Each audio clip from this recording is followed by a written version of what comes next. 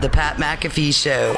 There will be no rules for our guests, for us, for the things we can talk about. Yes, Speaking his mind I've never had a problem expressing my opinions or my thoughts or anything like that. while being relatable. I haven't had that manufactured fake-ass celebrity that a lot of people have whenever they go on those big networks. I've had a chance to really build my crew, build my following, build my audience. And ridiculous. What am I supposed to do? So I'm supposed to look at something that I can definitely afford and say, nah. Is that what I'm supposed to do? The Pat What the fuck are McAfee you Show doing? starts in 3, 2, 1. Hello, beautiful people. It is Thursday, June 2nd, 2022, and this sports show shall begin right now. Can't thank you enough for joining us. There's a lot going on in the sports world. Obviously, the NBA is happening. NHL is happening. Football is always going to happen. Soccer happened last night. Hey, we're going to win the Soccer Lombardi. There's a lot of takes from Takeville about to come out about the soccer world. In the state of soccer, not only in the world, which we now run, but in the United States. Yeah, that's right. We'll dive into it. But the big news of the day, Aaron Rodgers, birdies in, birdies out, wins the match last night for he and Tom Brady over Josh Allen and Patrick Mahomes. And I will say, I watched that. I watched it. Yeah. Oh, yeah. Whole thing. 10 hours. Yeah. Into the late evening last night, I watched the match in its entirety. And anytime you have broadcasters from CBS, Turner, NFL Network, the four probably most prominent and best quarterbacks in the game, including the two back-to-back MVP and the greatest of all time, the next generation, and having that quarterback conversation. It was almost with J.J. Watt, Defensive Player of the Year, in there as well, and Charles Barkley, obviously, giving great. It's almost like they know that people were just going to watch it regardless. Right. Yeah. And I did. I watched that entire thing. I have some thoughts on a lot of it, but I do know that it was great seeing Patrick Mahomes sling some beers around. Hell yeah. Patrick Mahomes became America's sweetheart again just yesterday playing golf. Now, he was at the beginning of his career because he's so much fun. He likes to catch up. How you doing? He's an incredible football player. Grew up in a baseball family. He was making things and doing things on a football field that we hadn't seen in a long time from a young quarterback and having success. Here we go. Everybody loves Patrick Mahomes. It's the next generation. Then Patrick Mahomes wins, signs a $500 million deal. Well, sorry, $453 million deal. We just learned yesterday from Rappaport, even though that wasn't what was reported at the beginning. They lose, a couple times here. His brother and his now wife and and somebody he's created a family with start taking a lot of the attention away from what Patrick Mahomes is. Then just yesterday, on 12 holes of golf, Patrick Mahomes, being the incredibly clever, funny, upbeat, and boozer on the go, but hitting incredible shots, became America's sweetheart yet again. Congratulations to Patrick Mahomes. Nice job, Pat. It was great to see Patrick Mahomes, just as Patrick Mahomes. I guess he played on that course 15 times this offseason. That should have told us that he was a stick. Also, he's great at baseball, and he's an incredible athlete. Should have known that he was going to be a good golfer. He fucking played really well. Yeah, he did. It was him versus Aaron, a lot of it. Basically. It was him versus Aaron, a lot of it. Now, Tom had a couple good shots, maybe a couple putts that fell. Josh Allen was able to find a stick every once in a while, but it was Pat versus Aaron. And Jake from State Farm was there, whose name is actually Kevin. That kind of sent us all for a loop. Kayfabe, Jake, your name's fucking Jake. Yeah. Even if you're talking to Charles Barkley. Charles Barkley's asking you what your name is. Your name's fucking Jake. Yeah. Kevin, Charles Barkley said. Change it. Charles Barkley and JJ I thought were fantastic, by the way. Thought they were a great tag team. We'll talk, obviously, about the match in further regard throughout the entire show, but I can't wait to get to the talks table. Aaron Rodgers really put on a show. He did. First hole for the old guys to win, plus 200. Okay, because I think everybody thought they were going to split or tie or whatever. For the old dudes, OGs, to win plus 200, I hammered that. Oh, yeah. Aaron was way too confident going into this thing, taking shots to a lot of people. He comes out, makes his natural bird on hole, and it was like, oh my God, are they going to run away with this? They go up 2. Here we go. Aaron's balling. They're going to do this. Then it got kind of quiet in the middle of that whole thing. Couple hours of quiet. Yeah. And then towards the end, whenever it started to matter, the golf shots really started coming out. Guys started making plays. It was fantastic to see these high-level motherfuckers in a atmosphere that they're not used to. They're obviously plucking humans in the crowd. Oh, yeah. Boy. At a rate that they need to give helmets out All right, next match, if you get a ticket, you also get a helmet because there's a lot of people getting taken out. We even seen in an Instagram video somebody that was filming right next to a guy that got hit in the head. He got hit in the head, and some people are calling him a little bit over dramatic. I could not imagine getting hit in the head by a fucking golf ball. Oh, they had the ball speeds on the TV, too. 178 miles an hour, 183 miles an hour ball speed. Yeah. People are getting hit right in the head, right in the hand, right in the chest. Yeah. There was a lot of bodies being hit yesterday. And follow up on the fans, they were also just kind of milling around. Yeah. It seemed like there was not a lot of control or security or telling people where they should stand for this entire thing. They were standing in every landing zone that the balls were going to, almost on every single hole. It kind of became a thing like, oh, is somebody going to get hit on this hole? Which I would expect more out of amateur golfers. It just happened there. Asking for autographs in the middle of the thing, like, okay. Can't happen. I mean, they're mic'd up. We were listening to them, and they're probably trying to win this. There's a lot of money on the line. So there's a couple things I think they're going to have to kind of, toy with to make it the best production it could possibly be. But I enjoyed it. I watched the entire time, and our guy did fucking great. So I enjoyed it a lot last night. At Ty Schmidt, one half of the Talkers table. Your thoughts on watching Aaron play golf all last night? And actually gave a couple jokes yesterday. What are OTAs? He said. Never heard of them. No, I mean, it's like you mentioned, like you put that kind of cast and crew together, like what else are we going to watch? Like, of course you're going to watch the whole thing, and then everything else is just kind of bonus. But yeah, Raj, slamming into Josh Allen's golf cart early there and just kind of joking around. I did kind of like fade out in the middle when he did just kind of stop talking when they weren't playing as well for a while there. But I mean, it's fun to watch. I think it's cooler. It's a made for TV event, so I don't. Like when you do it in Vegas, and that course was awesome. It was unbelievable, incredible. What the fuck was that? There was a waterfall. That was maybe the biggest, densest, the amount of water that was falling from that waterfall. Unbelievable course. Good for that course hosting. It's smart. But I think with the fact that it is like a made for TV, I think it kind of just takes away from it a little bit when you have fans and spectators there, because then that's just like another thing that those guys have to deal with. Like the previous two ones when it was COVID, but when no one's there, like those guys are kind of more focused on, because they have to carry the event. Then, like they're shit talking one another, and like maybe a few people, but that felt like, the way it was set up, it was like almost like it was a Friday or a Saturday at like a PGA Tour event, like people yelling on every tee shot and stuff like that. Like I think that's almost too much for what this event is, because we want to hear them. We don't give a shit about the fans surrounding it. I enjoyed Patrick Mahomes on the mic too.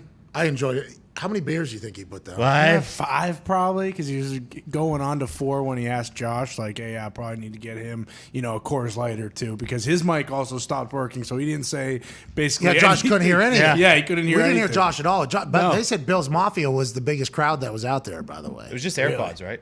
Yeah, one AirPod, and then I think a phone is following each person's mic, because you saw them do an exchange of a headphone a couple different times in the back there. I enjoyed it. I enjoy it. I appreciate that they do it. I obviously, alongside everybody else, could say like, I could do this better, I could do this better. The whole thing, like the press conference was not needed. Yeah, no, not at all. I don't think the press conference was needed. The quarterback conversation afterwards, though, awesome. Yeah, and Aaron chatted about maybe retirement at some point, and some people are pissed about that. Yeah. Some people are pissed that Aaron Rodgers is 37, 38 years old. Making it about himself again. It was one back-to-back MVPs, won a Super Bowl, legitimized himself as the greatest, in the pantheon of the greatest football players of all time. I mean, he's done all that. And I think we've all learned that he's maybe interested in some other shit, too. Yeah. You know what I mean? Like, outside of football, he seems to be a very deep thinker, loves reading, loves experiencing, loves traveling. Like, there's a lot of reasons why you would think, the guy who has multiple hundreds of millions of dollars just on the field, let alone off the field, maybe he doesn't want to commit his entire being to throwing a football anymore if you've listened to him chat at all. This is not me going to bat for Aaron, but I just think it's hilarious that this guy who's 38 years old, 37 years old, is thinking about retirement, and they are burying him for asshole, of course. I was like, that's a little piece of information that I don't think he has said publicly yet. He's actually addressed it. Felt like he was actually talking in that room, felt comfortable in that room, as was Tom, Pat, and Josh. I think the sit down with Ernie was awesome. There was obviously some sound bites throughout the game that were incredible. There were some great shots. I think there was some shit that Patrick Mahomes is doing in the middle of that I did not expect him to be able to do. No. And I should have, though. I should have. Yeah. Like, why did we not expect Patrick Mahomes to be a fucking stick? I don't know why we even thought that was the case. He was shaping shots.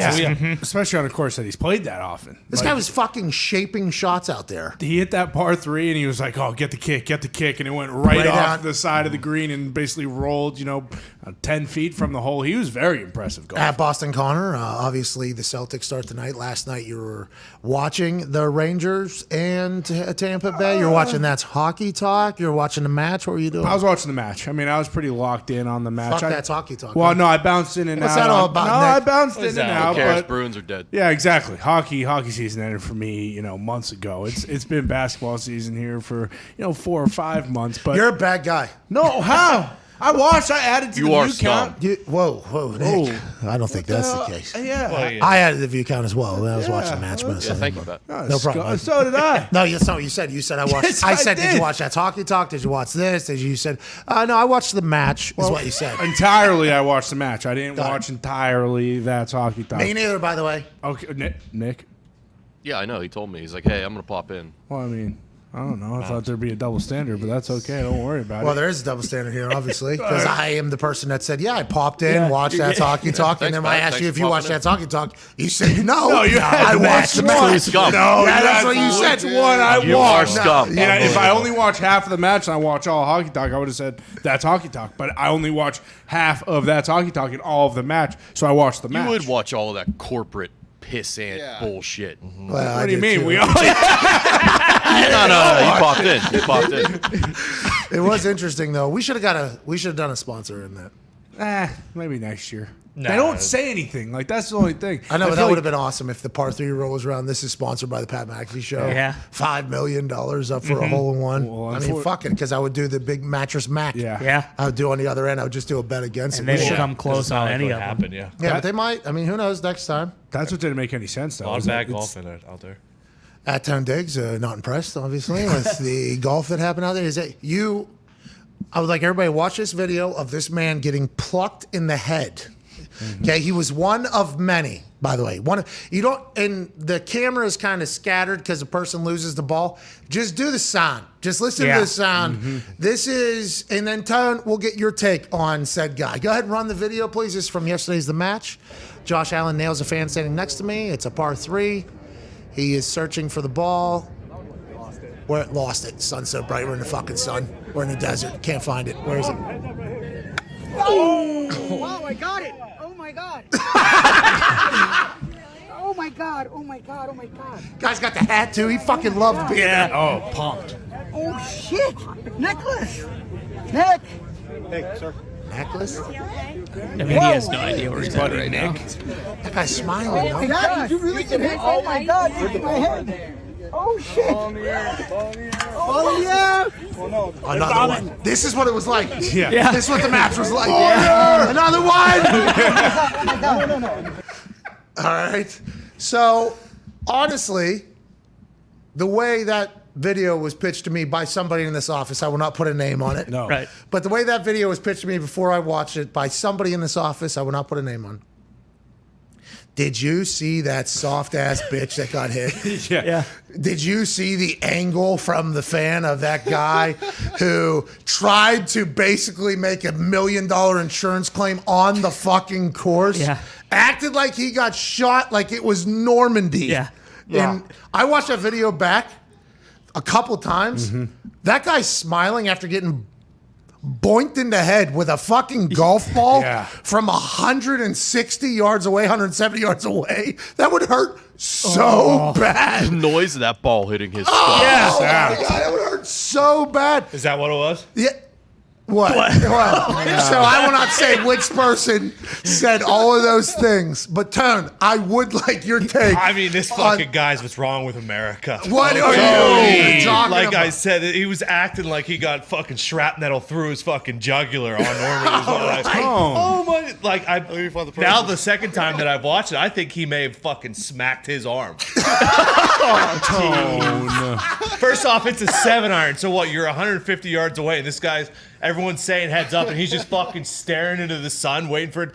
And then the way he reacts, and then he's, I don't know if it hit my neck or my head or my necklace. This guy. Run it If back. I was there, Let's run it back. I would have One more loved to time. have just punted him in the ribs while he was laying there. Oh my God. Tony, you're a problem.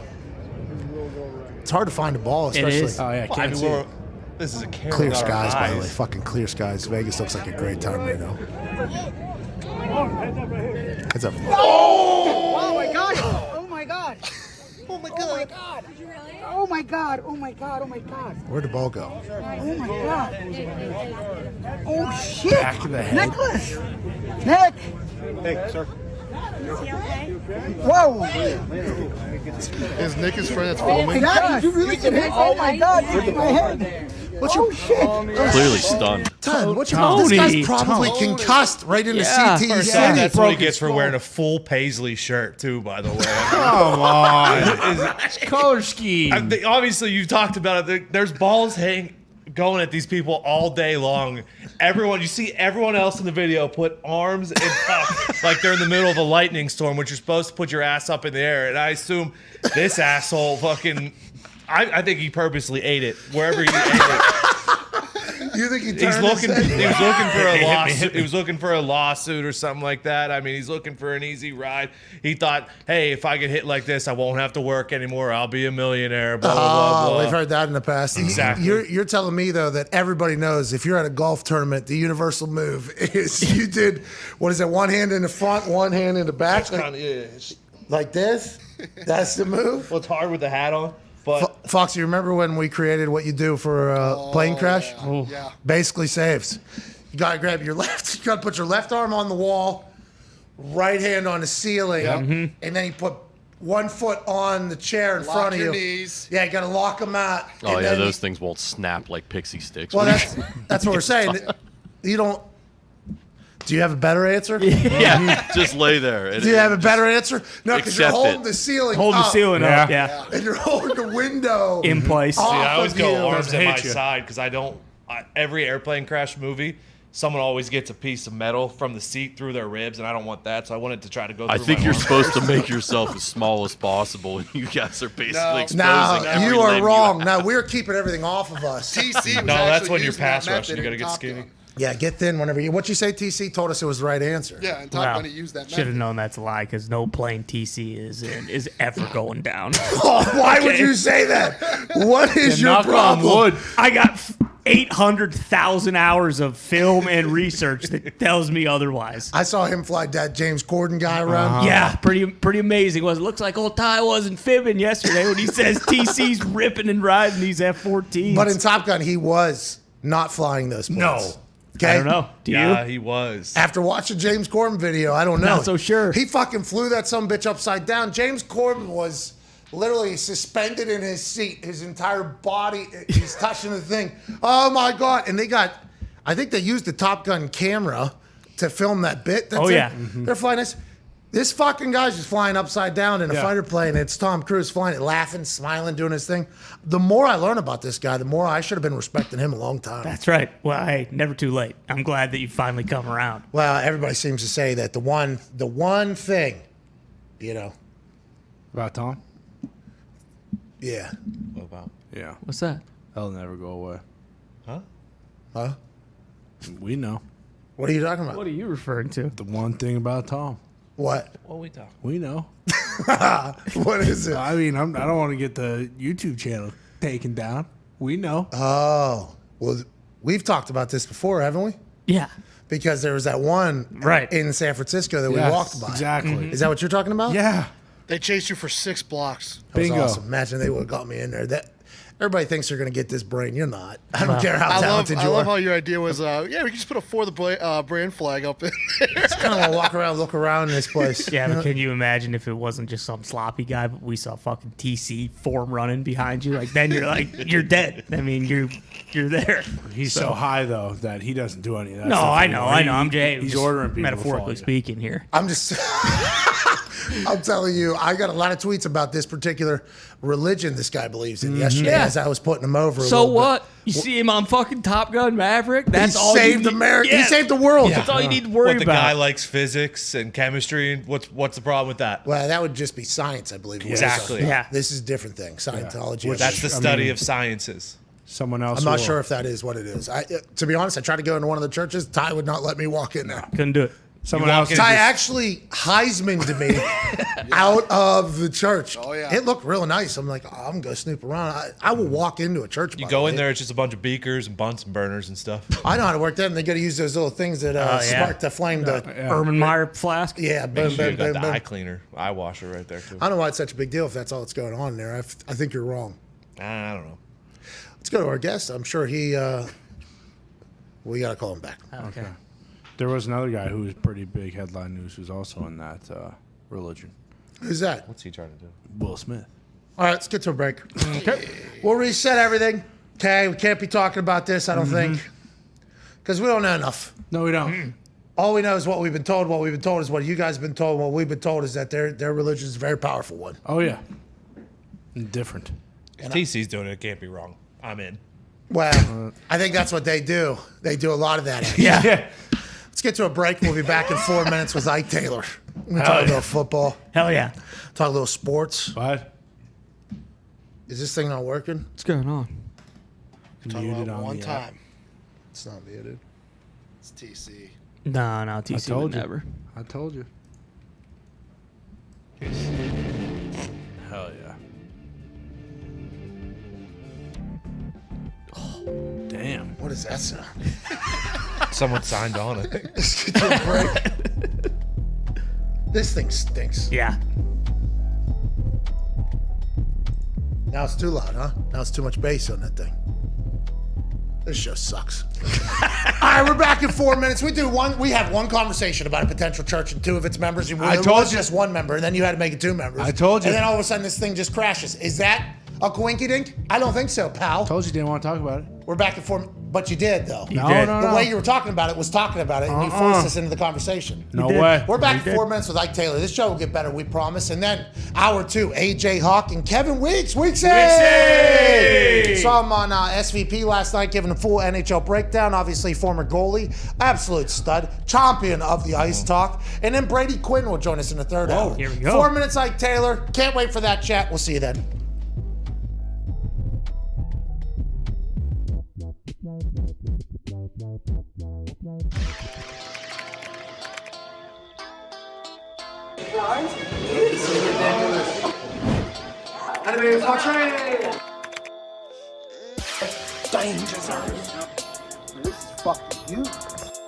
No texting or talking policy.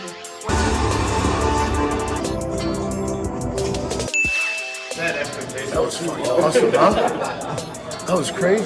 Diggs, your thoughts? Expectations weren't high enough. 99% of bullshit. It should have been 100. Best movie I've ever seen. It's not even fucking close. TC never disappoint. Great last 15 minutes, but looks like I'm going to have to absolutely murder this movie today. Sorry. If everybody is telling me to do something, there is about 100% chance I'm not going to do it. I am so incredibly thankful I went and saw that. Hell yeah. Hey, Hell yeah. this thing was fucking awesome. I'm not a big Tom Cruise guy. What a fucking animal this guy is. That's why he's the best, because he is a certified maniac. Like, he is a psychopath. That was fucking awesome And to watch. Boston Connor, your thoughts? I couldn't agree to disagree more with Tony because I do not think it was 100%. I'm sorry, everyone loved this fucking movie. I dive in. I love it. Ty Schmidt loved it. Tom Diggs loved it. Boston Connor said, I liked it. he's not mature enough to understand why that movie was so damn good.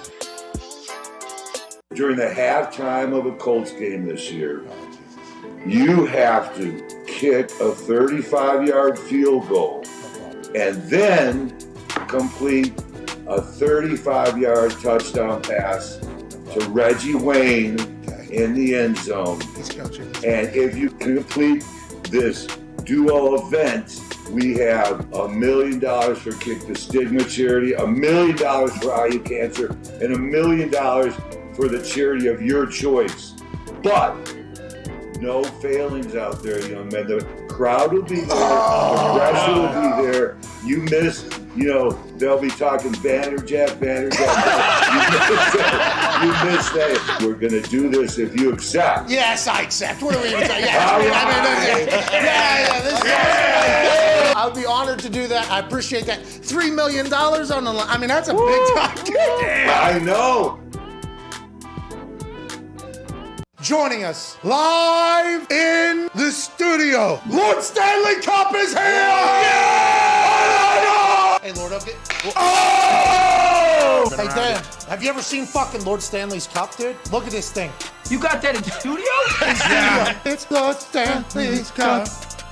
It's big and nice and wide. We got Lord Stanley Cup in the studio. What does Lord dream of when it takes a Stanley snooze? We want the cup. We want the cup. Well, we got it right now. Oh. AJ, will you give the fucking cup a motivational speech or not, dude? Please, I'm holding these headphones up like a doofus. I'm absolutely not. You spit in hockey's face like that? There's a dream of mauling zebras or hockey players while they're slamming booze. Hey, say hello to fucking Lordo. Lordo. Hello, Lord Stanley Cup. You know what, Harold? I like your attitude. Yeah. Can't pick it up, but we can look right at it.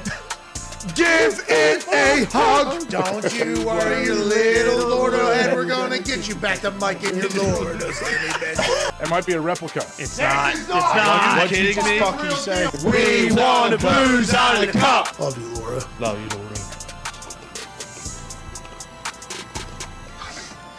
That's what I'd like to do. Hello.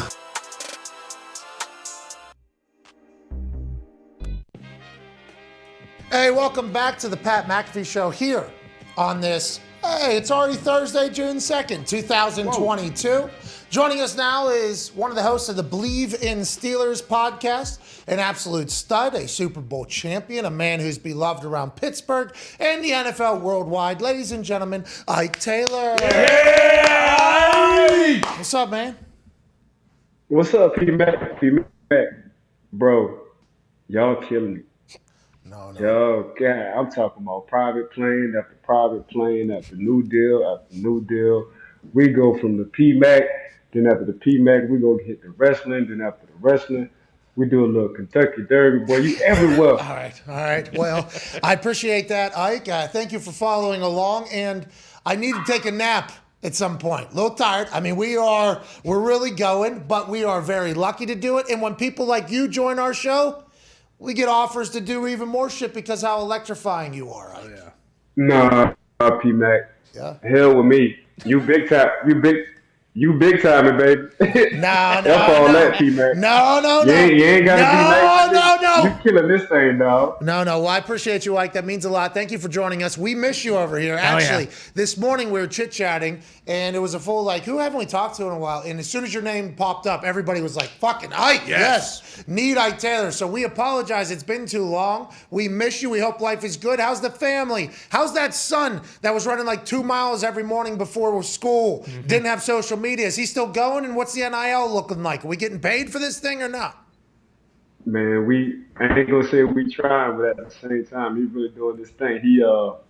We just got an offer last night where we getting the watch list from USC. He ain't nothing but a sophomore in high school. He played safety. So he went from Michigan, Florida State, now USC. So the little man just doing this thing. But when I say he put the work in, just like his dad, the plus most. So he just get it right now. At the age of 15, P-Mac, he just gets what it is to be a professional, what it is to have passion for the game, but he just put a lot of work in, so I'm very proud of him. I'm a proud dad, bro. If I'm a coach or a GM or anything, and there's a chance for the son of a professional athlete, doesn't even have to be an NFL guy, just the son of a professional athlete, I think the advantage to that is it cannot be counted. I don't think it can be measured. I think it's a big deal seeing somebody accomplish something, what it takes to accomplish something, and then hopefully being able to apply it.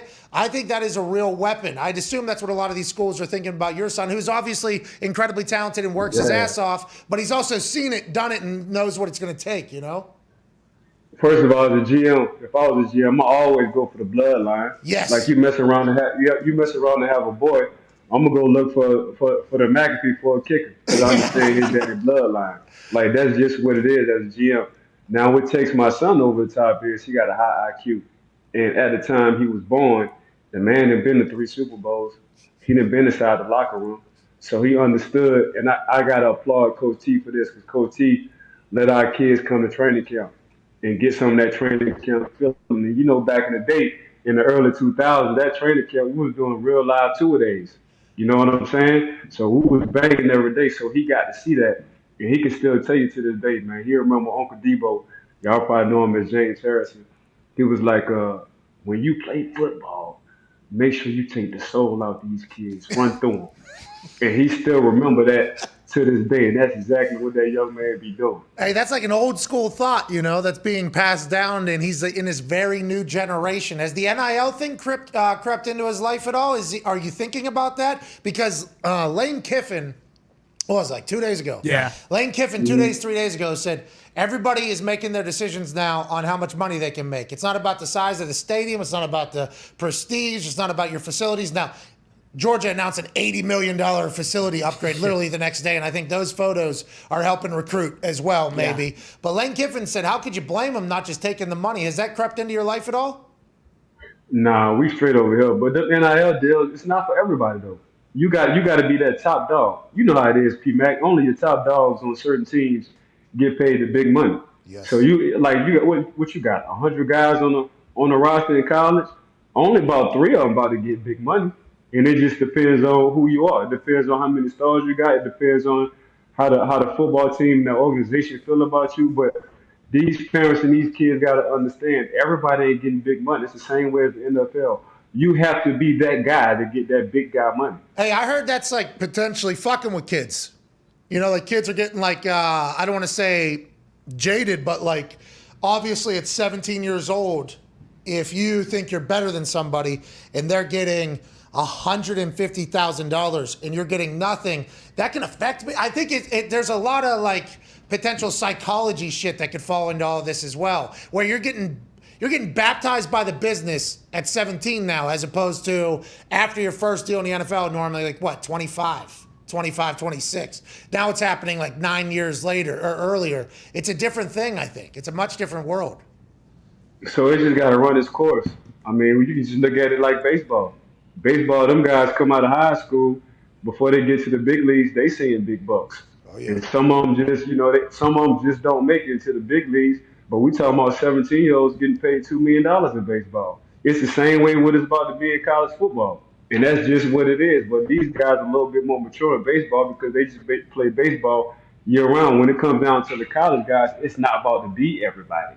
You know what I'm saying, P-Mac? So that's what these kids and these moms and these dads and these coaches got to understand. Everybody ain't about to get them big bucks, bro.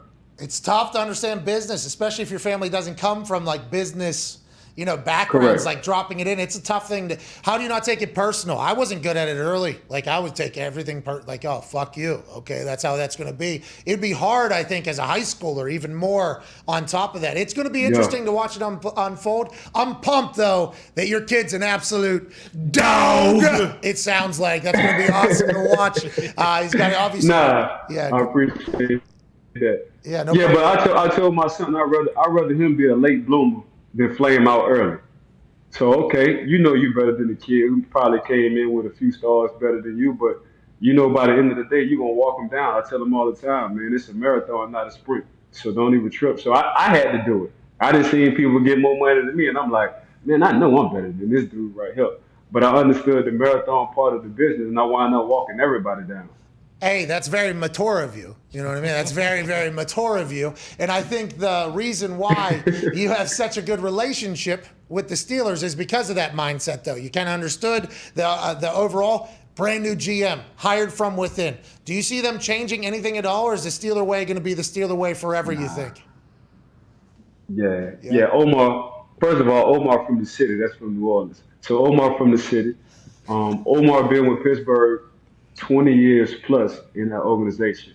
So not only does he bring the GM standpoint and what it is to be a Steeler, and what I say what it is to be a Steeler is we don't look at height, size, and speed. Do the kid love football? Is the kid unselfish? And do he mind smashing people in the face every play? That's what it is to be a Steeler. And that's what I think Omar gonna kind of get back to.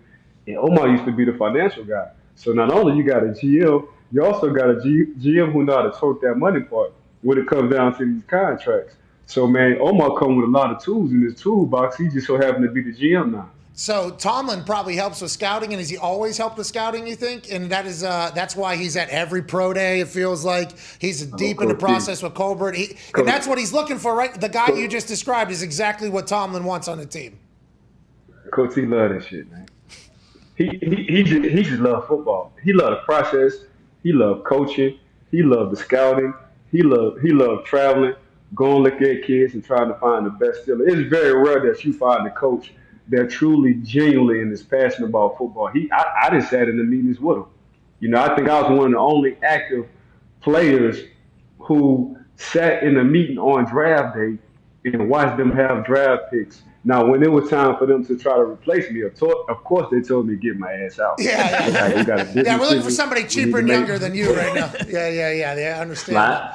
Slide your butt out, and we'll tell you to come back in after we pick this corner. But I understood the business side of it, though.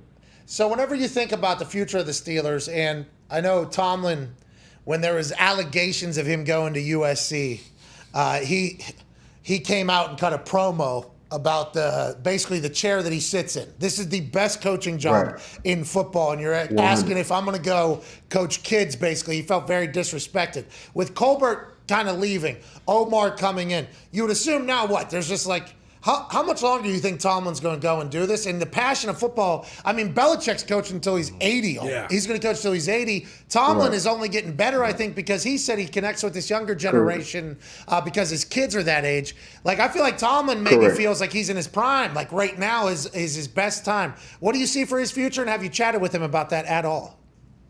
Yeah, I just had Coach T on the show. Man, Coach T, Coach T been getting money for a long time. I don't think he's quiet. I don't think people understand that. Coach T about to hit 90 million coaching.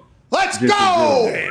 Yeah, and they're gonna continue to give coach because you can't replace him. That's just one of the guys who is just overall in general. He can pretty much do it all. He can coach. He understands the generation. And he can come in the scouting department and he can help scout and draft guys in the NFL. And he been hit. Like if you look under, the Pro Bowl guys he done drafted, man, it's crazy. So he's another Hall of Fame coach, soon to be whenever he wants to retire.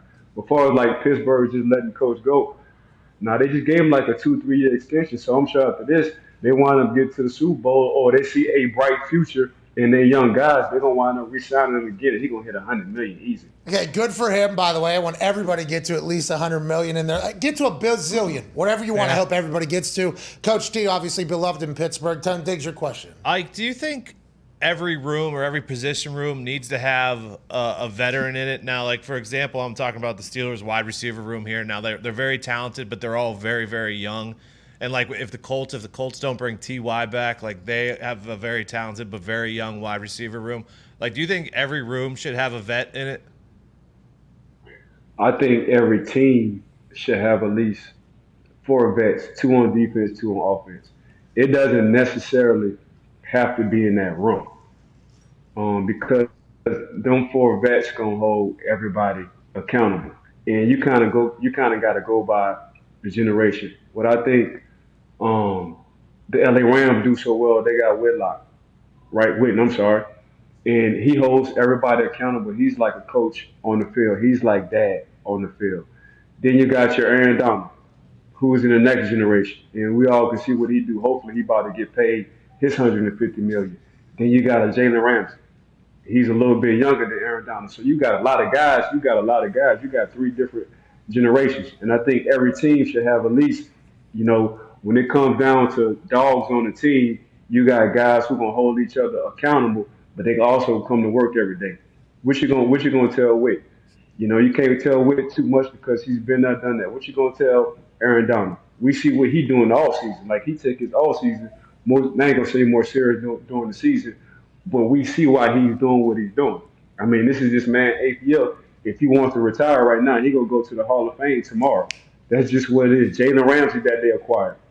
If Jalen Ramsey wants to retire, he's going to go to the Hall of Fame tomorrow. So you just got to find and balance out. And we ain't even going to talk about Coach Sean McVay. So how I look at what the LA Rams doing, they just in the perfect situation on guys they have in certain generations, so guys can relate to different guys coming in, whether they're coming from free agency or whether these guys are veteran guys. You got to have that in the locker room. I think the way you described generations, like second generation, third generation NFL guys or any other sport, you said the bloodline.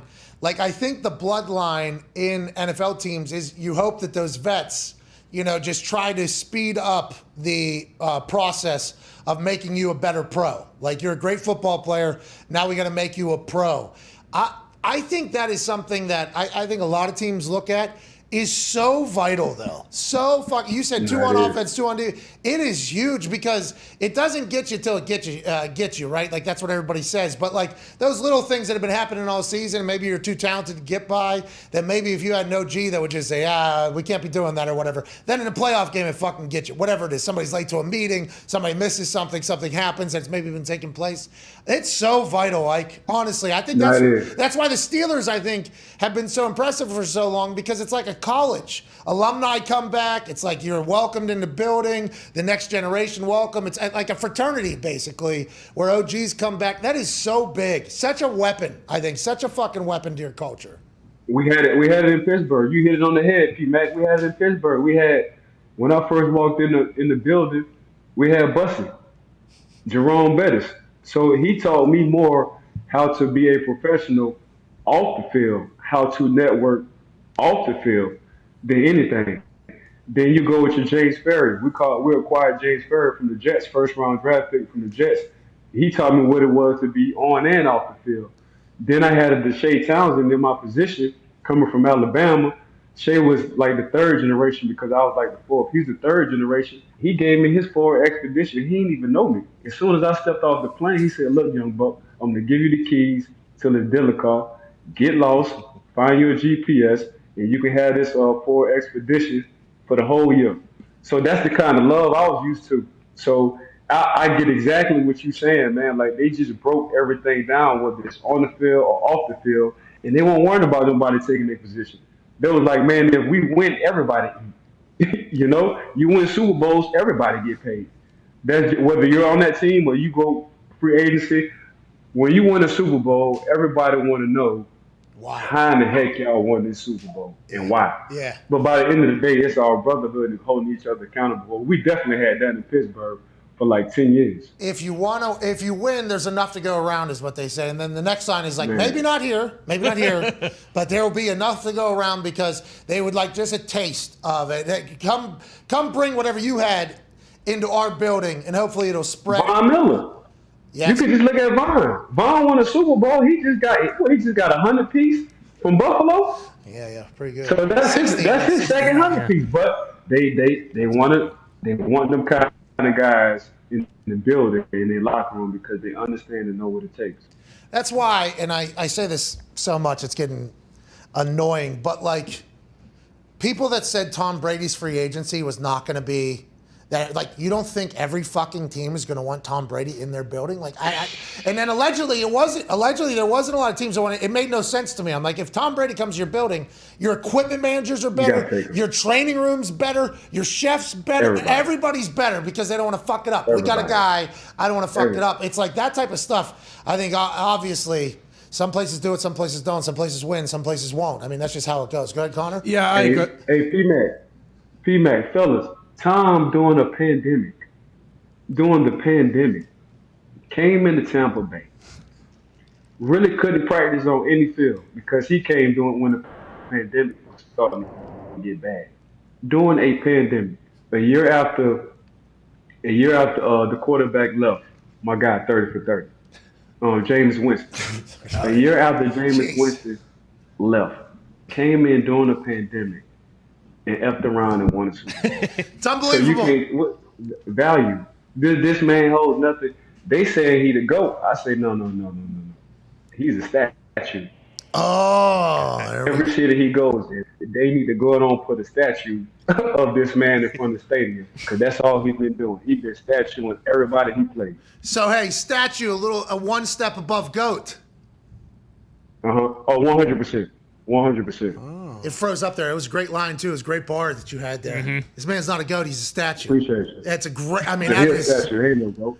I'm gonna use it. As like Taylor would say, this dude's a fucking statue. He's not a goat. He's Peyton Manning's a statue right out here at Lucas Oil Stadium. By the way, there's a Peyton Manning statue out here that people come flock to take pictures in front of every time they come to a game. It's like that makes sense. Exactly right. Change the entire world. Last question for you, Ike. We can't thank you enough. Go ahead, Connor. Yeah, Ike. With all the money that wide receivers have been getting this offseason, do you think corners are kind of the next in line to get those $30 million a year contracts? Say it again. I'm sorry. Do you think corners are probably the next position up to get those massive contracts like the wide receivers have been getting this year? Man, you see what them boys get, man. Them boys getting the four for 90. My little young boy from Green Bay, he just got the 4 for 90. $30 million a year almost is what they're saying it's going to get to. Yes. Man, look, listen here. I was born 15 years too early. God dang. You know, Jalen about to come up in a couple of years too. Jalen's gonna watch. Man, these boys about to get there's no more, baseball getting more money, basketball getting more money. These corners, these wide receivers, because we just saw what Cheetah just got Tyreek Hill. Cheetah just got a nice little deal, and he just surpassed Devontae Adams. We just saw my young boy from Green Bay get a new deal, and the next one coming up. And whoever gonna get the next one, he gonna get 35 a year if he's that guy.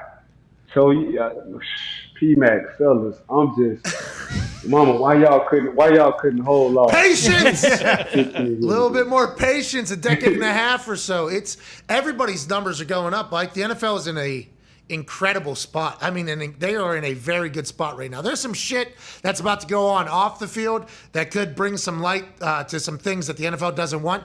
But as soon as Bills-Rams kicks off on that Thursday night to start the season, the NFL is king. They know it. They know it with all these platforms and sports books.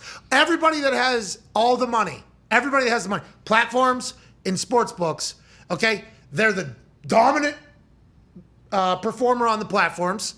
And the sports books all make money off their. I mean, there is just a never-ending. They're only going to keep making money, which means the players will make money.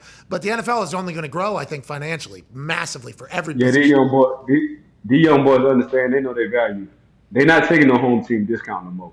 Like when I came, we take a little home team discount, and I'm glad I did stay in Pittsburgh. But these young boys right here, they chasing that money because they say, man, if a ring come, a ring come. But you know what? That ring ain't paying my bills.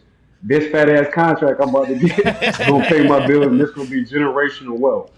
I've seen a lot of people try to sell their rings later. I ain't never seen anybody try to sell the money they make. You got that right. We appreciate you for joining us, Ike. How is New Orleans? You down there right now? No, I'm in Orlando. I'm in the O. Oh yeah. Have we been back to New Orleans lately? Yeah, I think I'm gonna shoot down there Saturday, bro. Let's go. How is it? We were there literally the week before COVID. Yep. I was in New Orleans at a Pelicans game. I announced Zion and the boys. I introed them. Yeah. Then we hopped on a plane back to Indy, and I think COVID was like epicenter in New Orleans. And it was a week later. Haven't been back. Is New Orleans back? Do you know? Is it all the way back? No. I hit that once a month. Slide through. Next time you're down there, slide through. We'll have a great time. I know y'all like to have a good time. Yeah. We'll have a great time. Okay, we will do that. Yeah. Ladies and gentlemen, Ike Taylor, thank you, man. Thank you, bro. Thank you. So that's going to be sweet. We'll be in New Orleans with Ike Taylor. Here we go. I think Miami with Edge, too, right? That's still on the table from a couple of years ago. Yeah. See, these are all things we'll just start accruing. And then eventually. A couple of years, whenever it's possible. Exactly. We'll cash it in. Come calling. Yep. Hey, you remember?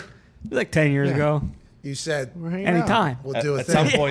some point, the show will end, and then for the year after that, we'll just do a all documentary the makeup things. of all the visiting all the people. Yeah, you guys said. Remember, you said you wanted me to golf with you guys. Yeah. You wanted us to go golf with you on that one course that's in Augusta. Guess what? We'd like to know. Yeah, we'll catch this weekend. What do you got going on this weekend? Yeah. You're busy? Well, this is the only weekend we got to do this. So what happened? You said this 3 years ago. we've been waiting this entire time. What a bunch of fucking assholes we would be. Well, I mean, but we're gonna cash one in soon here with the big rig in Tampa winning the cup or Jack Johnson. Well, how about winning the 8 goals being scored in the big goaltender battle of the Eastern Conference Finals in the Rangers versus The Tampa Bay Lightning, the back-to-back Stanley Cup Lordo champion. That was a surprise, right? That happened. Was a bit of a surprise. You look at the Lightning coming off that sweep. They had a couple days off, so everyone thought they might be a little rusty. Ice rust. Whereas the Rangers just finished a Game 7 a couple days ago, so they were kind of still humming along, and they were humming last night. Well, wake up, boys. Yeah, come on, Big Rig. Come on, boys. Jump into golf. There was a little message sending at the end of the game by Patty. Tampa. Well, Patty was not on the right end of it. I'll say that. Him and Revo got tangled a little bit. Ryan Reeves is a pretty big boy. Yeah, Revo's tough customer. Badass. Yeah. Big Rig's got to do what the Big Rig's got to do, though. That's right. Good luck to all the competitors. Yeah. Oh, skaters. John Lynch has addressed the Deebo Samuel movement in conversation and contract status that has taken up a lot of conversation for like 3 weeks ago, maybe 4 weeks ago. It was a big conversation piece because Miss Precious and obviously him being tight with A.J. Brown and the conversations and having the same representation and Deebo wanting a new contract and Deebo then not wanting to play the running back position, which we saw him playing just X. He was just everything. He was the X factor basically for the San Francisco 49ers. And now it came time for him to want to get paid. And it's kind of at a standstill, I believe. Yeah. John Lynch, though, when he was speaking at a Legacy Series event in Walnut Creek, which I believe is in California. This is via Cam Inman. I think we'll be fine there, and I'm excited to have Deebo be with us moving forward. I'd be a fool to trade him, so yes, he'll be a 49er, says John Lynch. Go ahead and put that conversation to bed. Yeah. We had Steve Keim on this show. He'd said, the timing of it, those deals are normally done July, September. It was like, okay, what do you think of Kyler? Well, he's definitely in our plans. He's in our future. J.J. Watt yesterday. It is very clear that our offense is around Kyler. Okay, so they're basically saying that's going to get done. Yep. He just said the Deebo thing probably going to get done. Yep. Deebo thing gets done whenever Jimmy G thing gets done. That's what everybody's assuming. Yeah, potentially. I wonder if John Lynch was asked about Jimmy G. He probably just said the shoulder surgery kind of set back everything we were thinking about doing. We will still think about trading him. But that's good to know that Deebo's going to be back in Niner. And it's fascinating about how the teams are like on our time. You know? Yeah. Like the player is like, hey, want to let you know we'd like to do this. Yeah. And the teams are like, okay, we got 100 guys we got to sign for training camp. We got a draft coming up and free agency. We'll do this on our time. Yeah, we'll get we're not going to come to OTAs and they're voluntary. Yeah. Just like you, we think OTAs fucking stupid. Yeah, who fucking cares? Don't even worry about it. You got to come to the mandatory one, right? You're not going to do that because we can take, I don't know, $10, $15 million from you or whatever. You're going to show up there. All right, cool. We'll start the conversation then. Yeah, you can be mad. Do all you want to do. Hey, Eric Burkhart, you want to put a fucking email up on the thing? Cool, we don't care. Just Kyler Murray's back in the building. We know he's going to be back in the building. Zach Ertz gave strawberry donuts to J.J. Watts. That's right. Arizona Cardinals all the way back. Kyler's getting done. That's kind of what John Lynch did to Deebo as well. Yeah, and in hindsight, I mean, you'd think like, well, why the hell would they get rid of Deebo? You have a rookie quarterback. Like, why would you get rid of one of the most explosive players in the NFL who you have under contract for the next several years? Like, it was kind of just a waiting game. They just had to be like, hey, we'll get it done eventually. But, you know, I mean, at the time, getting excited, thinking Deebo maybe was going to get traded. But, because he was getting loud there. It was. We had to ride that wave. We had to. What do you want us to do? Yeah, but clearly they were never going to fucking trade him. So there's a couple contract situations though that are going to get a little loud maybe over the next couple weeks that haven't been addressed. A couple of them here in Indy. Oh yeah. Quentin Nelson, Kenny Moore. Those are two All-Pro Bowlers. Kenny Moore just won the Walter Payton Man of the Year, great in the community. Everybody loves Quentin Nelson. They got to pay those two guys just here in Indy, let alone around the NFL. There's a couple other DK Metcalf situations. Yeah. You feel like Quentin Nelson should be a little easier than Kenny because Quentin I think is up. And Kenny's got like 3 years left on his contract. Yeah, but he's not OTAs. And Quentin's pretty easy. Like, hey, what's the highest paid guard? Go more than that one. Yeah, Rap Sheet said yesterday he's going to get paid like a left tackle. Yeah, it's not going to be a guard, I don't think. Well, that's what Quentin Nelson's not What going I to said, top 5 of all linemen. Yeah. Yeah.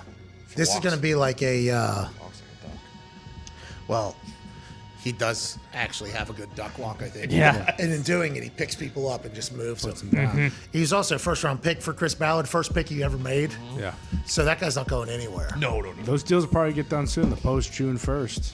All those cuts that you save money after. That's, it's right now. Yeah. Here we go. Here we go. Maybe in the next hour, some magic will happen in the NFL. I was going to say magic get done, but then something might happen, though. Yeah. You know, who knows what'll get done? Maybe something won't get done, and that's what'll be happening in the next hour. Breaking news in the next hour. AJ Hawk will deliver it. Yes. Kevin Weeks will join us, too. Hour 2 is about to be amazing. Missed it.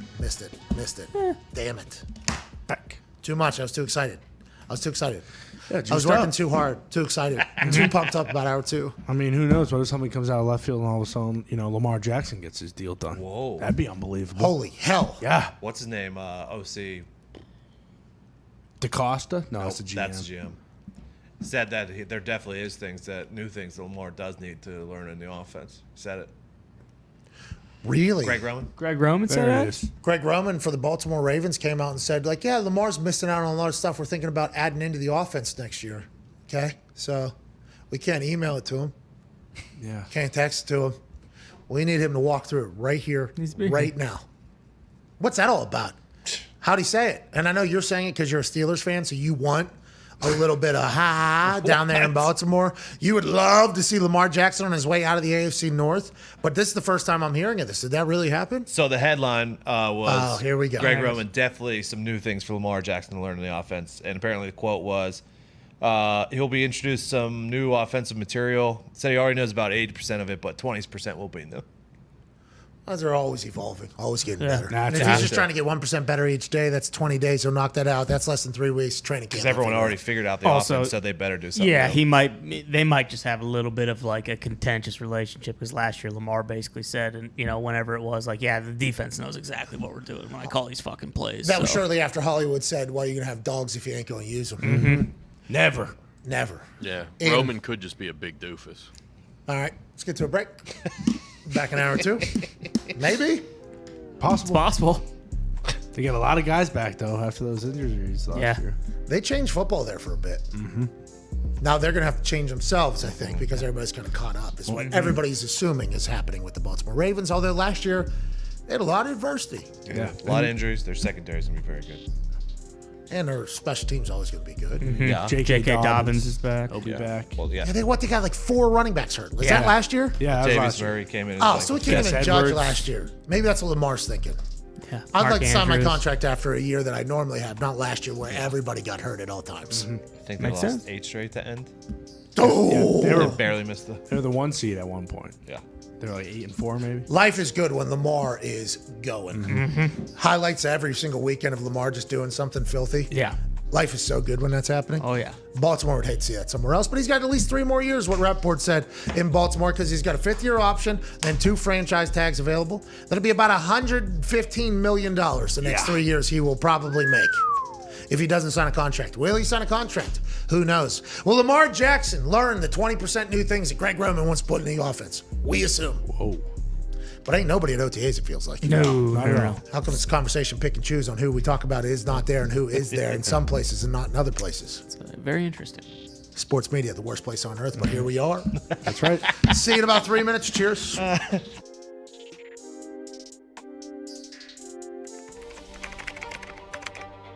This is a big fucking fire. We are in the back corner of that building that is at the bottom there. That smoke smells. Huh? Yeah, it does. The paint from that place, the utilities, the plastic. All the good stuff, yeah. That's all just floating right into us. Yeah. The guy just came to the building. If the fire moves a little more this way, we have to evacuate. Yeah, it's got to be like the air conditioning units or something up there. It's currently under an investigation right now. It did spread to the roof and to the air conditioning heating unit up on the roof. John Robinson says, Holy shit. Whoa.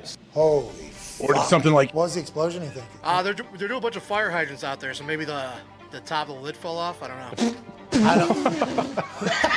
Dude, it was a loud. That's not came from right there. They just put the fire out. Fire's out. Right Oh, okay. Forget all about that. You're like, I can do that again.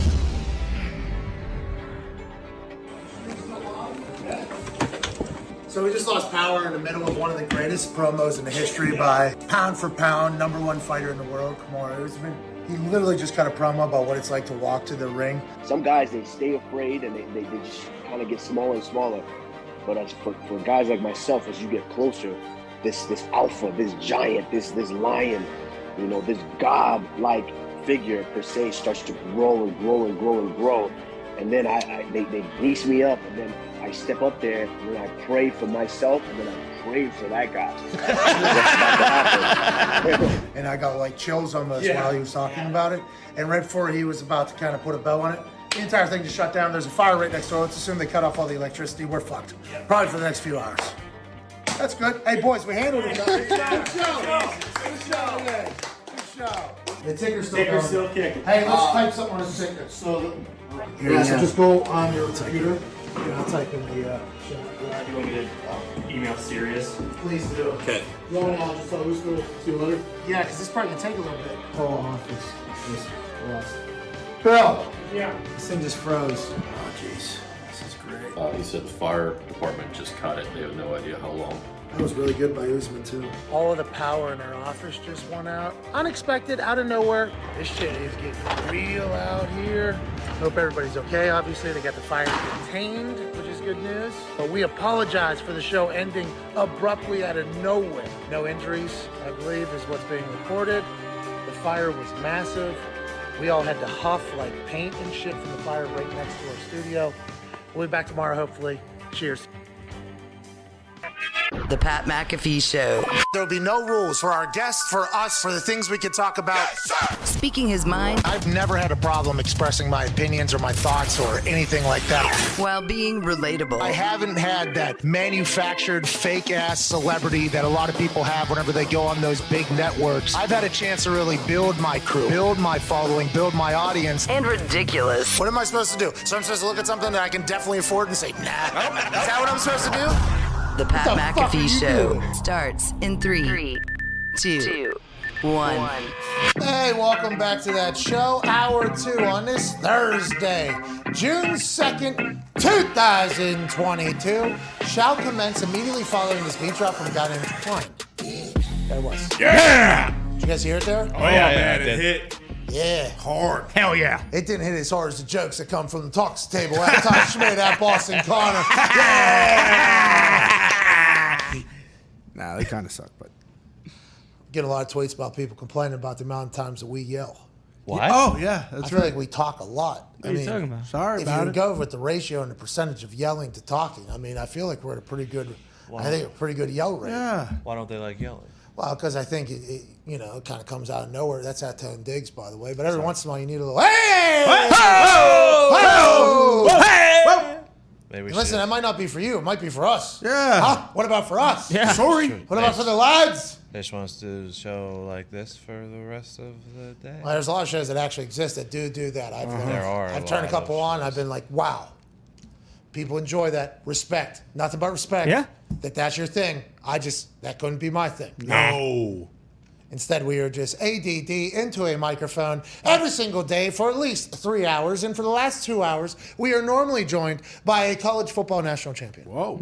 A Super Bowl champion. A Ryder Cup champion. And just think about that resume right there. You think, wow, what a Hall of Fame is this character. guy? You have no idea. This guy is the face of Ohio as well. Ladies and gentlemen, COVID survivor, AJ Hall. Yeah! What's going on, dude? So, here we go. Free Goomp. Oh, nice. Yeah. There we go. Yeah. Got the tri-blend, too. Phil hooked me up and switched it to the tri-blend.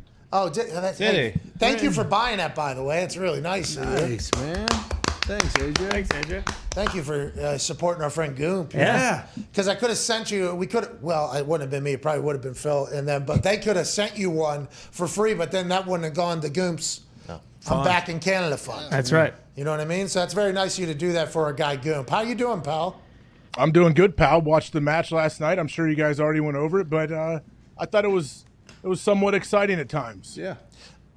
Okay, so let's nothing against the players, nothing against anyone in the field. It's just the format is just kind of awkward at times, I think. Okay, let's expound upon that. What do you mean? Do you think it should be shorter? Do you think it should be a little bit more lively? Do you think it should be different players? Do you think it should be pros and amateurs? What are your thoughts on it? It's not that exciting all the time. Well, I don't really have a whole lot of solutions for this. Honestly, I don't know. That's the thing. Like, I'm not sitting here complaining about it, saying like this was garbage. I love it. I hope they continue to do it. But I'm saying, like, for the full 12 holes, it's hard to keep everybody dialed in, I think. I think so, too. There is definitely a lull, which I think happens with regular golf, but the golf shots kind of carry the program, and we kind of know what we're expecting. In this particular case, I think we're all, looking for an entertainment, right? Entertainment.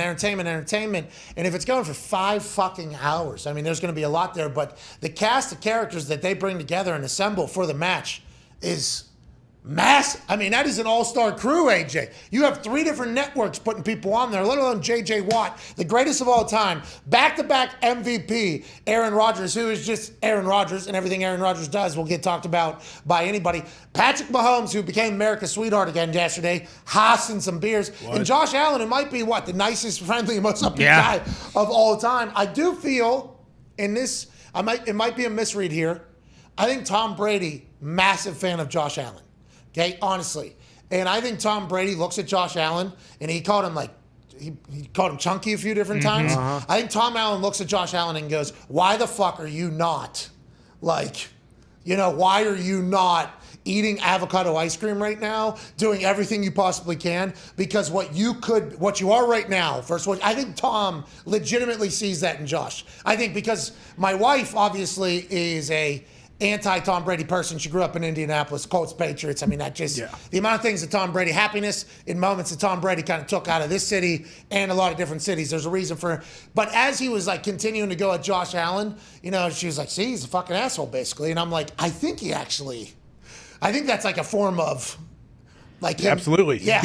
If you don't like him, you probably just ignore the dude and have nothing to say. That's what I'm thinking too, right? As I was listening to it, I'm like, I feel like Tom's looking at Josh like, hey, Josh, you have the capability. Put it all together. You have the capability to be a fucking absolute tank, And in the quarterback conversation with Ernie Johnson, which was great, I enjoyed it. I loved it. I missed the first 10 minutes. I didn't know they were running it. They were marketing, I thought, for the Bleacher Report app. And on the guide, it said it was playing Guardians of the Galaxy Volume 2, something like that. So I somehow didn't know that it was happening. So I missed the first 10 minutes. But listening to Josh Allen talk about Tom Brady and Aaron Rodgers' commitment to staying in shape for as long as they are and for everything like that, I was like, I related to Josh. I was like, Josh, you ain't fucking lying, dude. The amount of discipline it takes to continue to be a professional athlete and have your body be able to perform at those ages is not just on the field, that's off the field as well. That's your entire life. So I think Tom was saying to Josh, hey, let's fucking go. But he was a little hard on old Josh Allen. Yeah. Wasn't he a little hard on old Josh?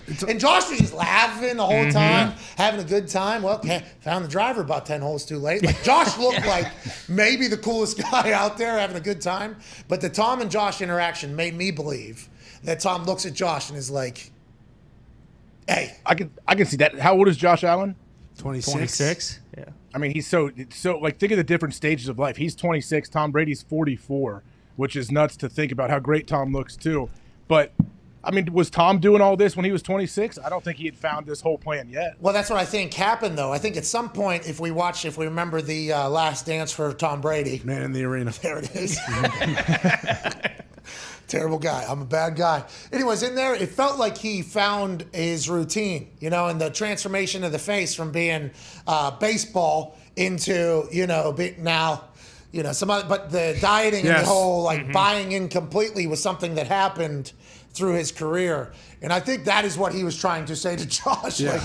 It is time for you to start doing this whole thing. And I honestly believe it's because of what he thinks Josh could potentially become. Well, and I assume Brady, too, when he looks back at it, he thinks, man, if I were to start doing all the shit I did in my 30s with Guerrero, when I was 26, like Josh Allen, I could have had, 10 Super Bowls. Even though he still has 7, and obviously that's why he came back unfinished business, you know that he still thinks about those times where they were close enough, but maybe his body wasn't, completely still healthy towards the end of the season. And he knows that if Josh Allen were to do that, he could easily be the guy for the next 20 years. Because Josh is a freak show athlete. Yeah. We'll be able to get away with doing things for a very long time because of how athletic he is. He'll be able to get away with, he'd probably still jump over people and not even work on his, explode. I don't know what he does. He works his ass off. I'm not saying that. But Josh is able to get away with a lot, I think is what Tom is saying whenever he's saying this to him. If you were to really fucking go, that's just my take. I could be wrong because that did seem to be a constant throughout the entire show. So I think that is definitely another thing. Aaron went dead quiet for 3 hours. Yeah. AJ, what happened? I mean, I feel like I predicted this. It's a problem. What do you mean? And then guess what? So he went quiet for a little bit, which we all know. And he didn't play. We don't all know. We don't all know what happened. No, so if you're playing good golf, it's a lot easier to bounce around the fairways and chat a little more, right? Yeah. Okay. Sure. You notice Aaron may have went quiet for a little bit when they were up 2. Cool, things are going great. Here we go. I'm chatting. And then when they start, losing, they even it up. he may get a little bit quiet. But if you notice, when Aaron made that, he made a birdie putt, I believe, or he made a putt to take it down to, they were only down 1, I believe. Hole and he 10 or something. instantly started talking again. Hole 9 or hole 10. Yeah, whenever that was, that's when he makes that putt, and then he smiles and turns around and says something. I'm like, okay, he's back. Here we go. Yeah, he ran up the hill and he came back for something. They said he was going to change his putter or something like that. I have no idea what he did. He came back. Yeah, because there was a moment where he was, I didn't know if the thing stopped working. Did he know they were talking to him at certain different times? Because they said like, "Hey, Aaron," right. And he was clearly just not answering them, which is fantastic. But the way that started and the way that ended had to be exactly how Aaron Rodgers drew it up. All right, going to come in, birdie this thing. I'm going to end it with a 15-foot putt on a birdie, my own birdie, and we're going to go ahead and win. I mean, what a fucking night for Aaron Rodgers. Yeah. AJ. I'd say. I mean, yeah, how you start and how you finish. That's what people will remember. We don't know what happened in between that. But, I mean, it was a very competitive match, too, and they would have gone, and done it closest to the pin if he didn't make this? Which he had just won, by the way. Yeah. And I was thinking about people talking about him not winning the closest to the pin back again. Like, just all the things that were potentially going to be said about Aaron through that entire thing, I was just thinking about, because he's a fascinating guy, and I get attacked, because we're the only people that say, like, good stuff about Aaron Rodgers, I think. The back-to-back MVP. Sorry about it. Sorry. Everybody else wants to bury him. I understand that's, like, cool to do. Know him. He's nothing like any human I've ever encountered, I don't think. I'm not sure. But he's actually a human out there, and he's just his own person. Him alluding to the fact that he was thinking about retirement, which I don't think is – I think it's the first time he's done that publicly, right? I don't know. On here he has a little bit, right? I think so. I don't know. That's what I was trying to figure out, whether those conversations were happening off air or on air, if he had chatted about retirement being a thought. He's like, what, 37, 38? 38. 38. He's 38 years old, talking about contemplating retirement in an intimate conversation with 3 other fucking goats and Ernie Johnson. And this morning it was, Aaron's making it all about himself. That was pre-recorded. He's getting better. So we're getting attacked for even bringing that up. But the retirement thing at the age of 38, and he mentioned it, he was like, Tom Brady's got everybody's expectations out. Like he actually said to him, like, everybody's expectations of this is crazy, And he talked about life after football. Do you think he'll sail into the sunset with ease? Like, you're friends with him. It feels like he's into so much shit, right? He says he will. He definitely says, like, he's going to be fine stepping out of the spotlight and doing whatever that he wants to do. He loves to travel and do all of that. I mean, I would imagine seeing Tom Brady's Fox deal, it gets him a little bit interested. Hey, maybe I could try TV. I don't know. Like, I would think that would be the case. Hey, great calves yesterday. Yeah. Mm-hmm. Oh, he's very proud of that. Oh, yeah. What does he do? Does he just do those step-ups? No, calves are genetic, man. You know that. Well, Johnny Drama believes that. What's going on? Everyone just brought up the Tom Brady deal. Does him being an alien and being very super corny make anybody worry about him being the #1 broadcaster, or we're just good? What are you talking about? He had some good moments on that match. Yeah, what do you mean? I fucking almost shit myself, and I did piss my pants a little bit when he said. There was a picture of Lombardi on a golf ball. And he said, "Hey, Josh, you ever seen one of these?" And Josh, was like, "Yeah, man, I have seen the Lombardi. All right. I haven't won one, but the press conference was tough, dude. There were some moments in the press conference that were very tough. Tom Brady couldn't hear J.J. Watt's questions that he was reading from the internet. J.J. tried his absolute best, by the way. J.J. did what he could. Tried his absolute best in that press conference. I don't know how that was the press conference, what they chose to go with. You got Tom Brady, Aaron Rodgers, J.J. Watt, Patrick Mahomes, Josh Allen. I don't know how that press conference was the decision of what they were going to do. Just sit there, read from an iPad, ask the questions from the internet. Whatever the case, anytime we can hear these dudes speak, awesome. Okay? Absolutely love it. Tom could not hear the questions from JJ, or Tom hated JJ, or Tom was so dialed into the golf that he didn't want to fucking talk about it. Might have been. Tom was getting pissed when they talked in his backswing when it through his ear. Well, I would too, though, wouldn't you? Yeah, I always wonder that. Like, that's what I tried to ask Aaron after the last one. Like, hey, what is it like wearing the AirPod? Like, what can you hear? Because sometimes I would imagine they shut their AirPod off when they stand over the ball. Because didn't Ernie even say that? Well, we were under the assumption you couldn't hear us when you're over the ball, Tom. Well, that's because Tom said, hey, who's working the comms, I think he said, or something like that. Because that's a real important thing. I believe. Yeah. Oh, yeah. And I don't know how they shut him off. And can you? Yeah, I don't know how. So maybe the person holding the phone just turns down the volume, and that's in control with your AirPods. So you have that person that holds a phone next to you. So that's what they're doing. I think they have somebody with a phone, and then you saw the person come in with a satellite too. Mm-hmm. There was somebody that came in with like a little backpack thing that was basically service, I think, for all those phones and everything out on the course. Because there's a lot of break. They said, I haven't heard it's broken up or whatever. I think that was a connection issue. So I would assume it's maybe, and look at us just figuring this out on air. Probably should talk about this off air, or maybe ask them how it goes. But it's much more fun. You can just mute it. You don't have to hit the. Well, mute would that would be you going the other way. Yeah, you're right. Yeah, Good yeah. point. You have to turn it. I think that person would have to turn it down completely, and that probably happens as soon as you get over the rock, as soon as you step up, because I don't think I would be. If somebody was having a conversation with me and I'm sitting over there, the ball is fucking tiny, and then you're trying to hit a spot that big, let alone a conversation happening. I think that's why people get so mad. Oh yeah, that may help me. That may help me though in that match. Like you're worried about that, and you're not thinking as much about your swing. I think constant sound maybe. Right. Yeah, like music. Yeah, if they jump in out of nowhere in the middle of your backswing, yeah. But if they're talking as you're approaching or whatever, and you have a little, you get up there and you don't sit there and waggle 9 times and take 4 practice swings, and you actually hit it fast, then they'll be in your backswing. I can have a conversation with somebody while golfing, but if you're doing this thing for there's like a few $100,000 on the line. Yeah. Like there's a lot of shit going on, and you're not talking constantly. And it's just like a little chime in. Like I think that would be more like, all right. Especially when you have all those people lined up, and it's like if that startles you and you fucking skull one or hit it off the nose and hit some guy right. That guy's in a the warrior, forehead. by the way. Yeah, thank you, AJ. We agree. You hear how loud that thing hit right off his skull? Hey, can we run that one time real quick, please? Run this sound, and then we got a guest that will join us who is no stranger to wearing, helmets, which I think they should hand out at the next match if you're going to be a fan, because they were just plucking folks. This happened on a par 3. Lost it. Lost it. The sun's too bright. Right. Oh my God! That would hurt so bad. Oh my God! Oh my God! Oh my God! Oh my God! Yeah. Show us the bump. Oh, Never shit. did show it. Today we need an update. Hey, sir. Medic, you didn't call? Yeah. Whoa! I like that. He's smiling. Hey, sir, get the fuck Oh my God! You really can hit? Oh my God! You hit my Hold head. on. Oh shit! Ball in the air. Ball in the air. Oh Hands up! Hands up! Hands up! The match sounds like a great time. Yeah, it does. Joining us, that was a hard. Hey, So loud. That was Sounded a like the whack. Coke pass. oh man. Ball in the air. Ball in the air. Oh yeah, we got it. You get a ticket and a helmet.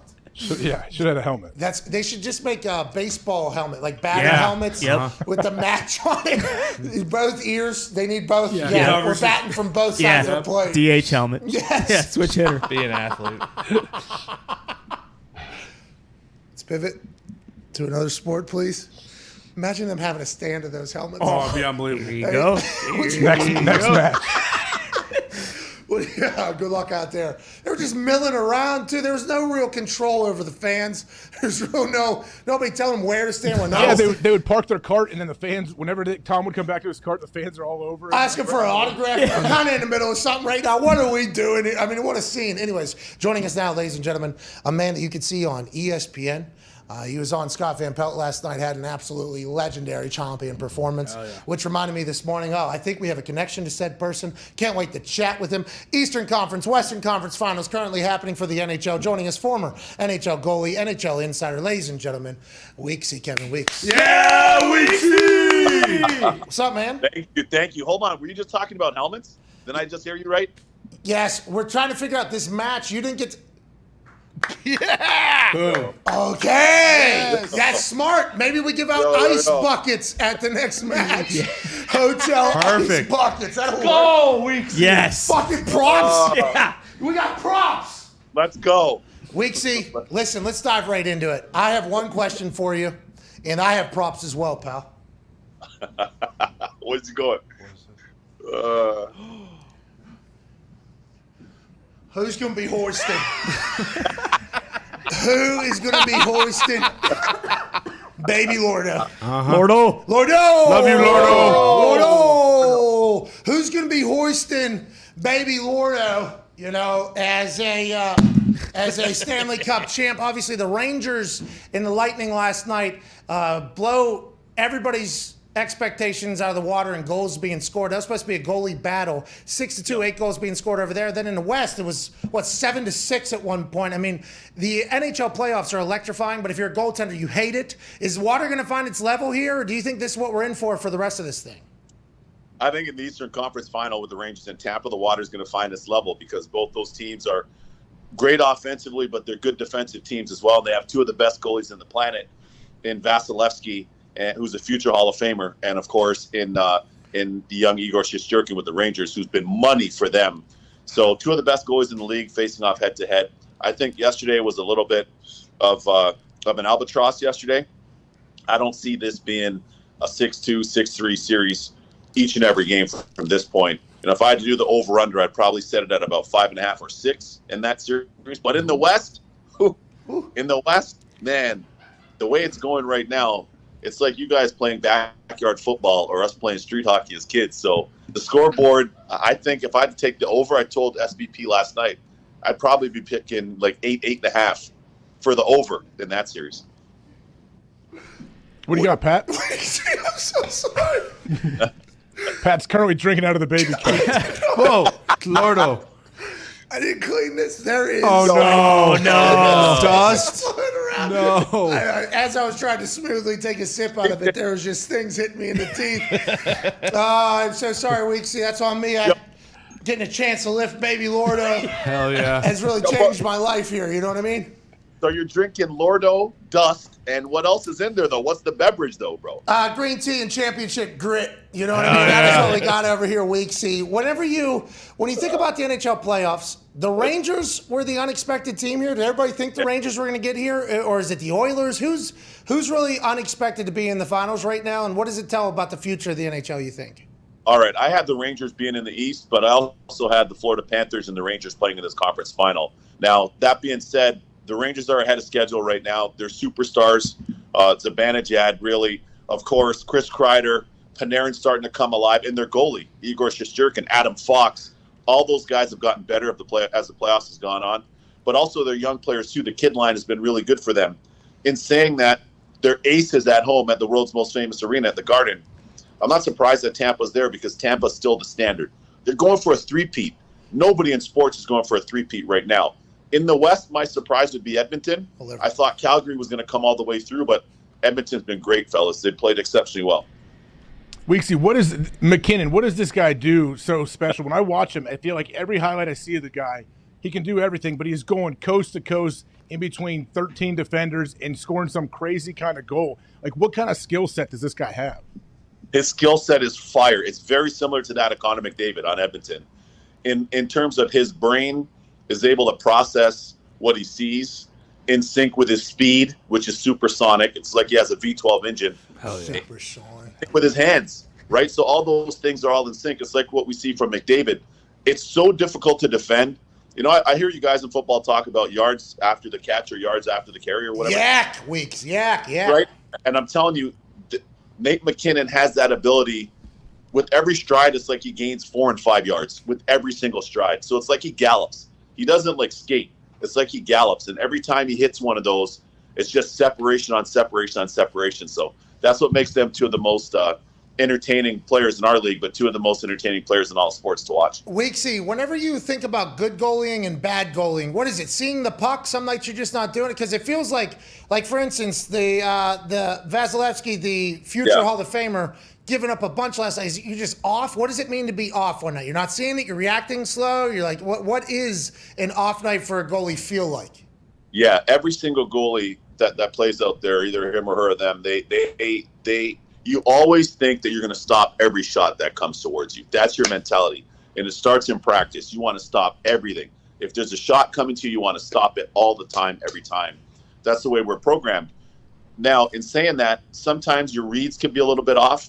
Sometimes your timing could be a little bit off. Sometimes your positioning might be a hair off. And the margins are literally like razor blade thin between being a split second late or a split second on time or early.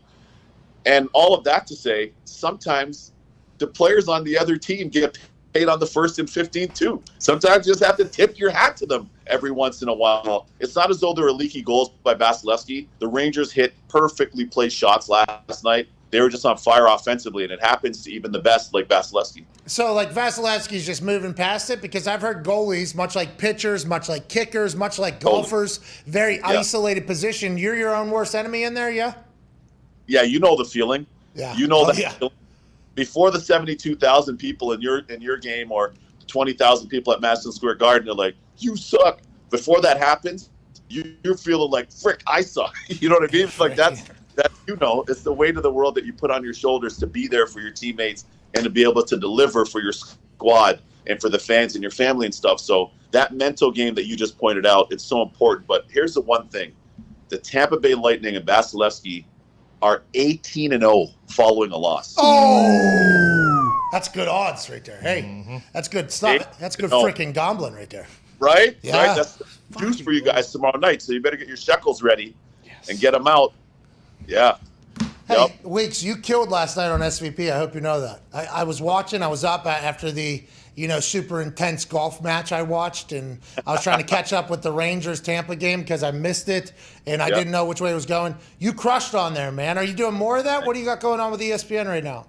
Thank you. I appreciate you, man. I love being on anything. I love doing color for games. I love doing studio. I've done Sports Center stuff, break news, you name it, man. I like to be a Swiss Army knife and do it all. So I had a lot of fun with him. SVP's the man. He's awesome. Your news-breaking strategy is the best. Untouchable in the insider game. Live from a plane, I think, with a COVID mask on. From a plane one time. From a tornado that was happening. Remember that wind? He was in the middle of a windstorm. Couldn't even make out the words he was saying, but fucking broken the news right there. I mean, you are... We appreciate your commitment to the game, Weeksy. Go ahead, Ty. Weeksy, how much does it come down to like a goalie just having a bad night or being on a team that has like a shitty defense? Like in soccer, we always see whenever there's a goal scored, the goalie is always bitching at whoever's on the team, like it's their fault. But in the NHL, like when a guy gets piped, like he's just putting his head down. It's kind of assumed. Like, are you talking to the defense constantly and kind of like asking those guys to raise their game? And can one of these teams who's scoring 7-8 goals a game, like, is that going to translate to the finals? Okay, so as far as goalies, like your natural inclination, first thing is like, what could I have done to make that freaking save? Like, what did I not do there? Right? That's the first thing. How did I miss that? How did I misread that, misplay it, whatever? But then on top of that, so you have that pressure that I was talking about.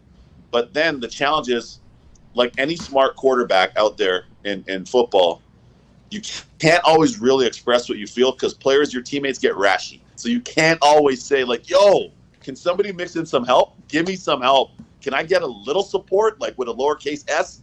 Help me out around it. You can't do that because you know your teammates are going to get sour.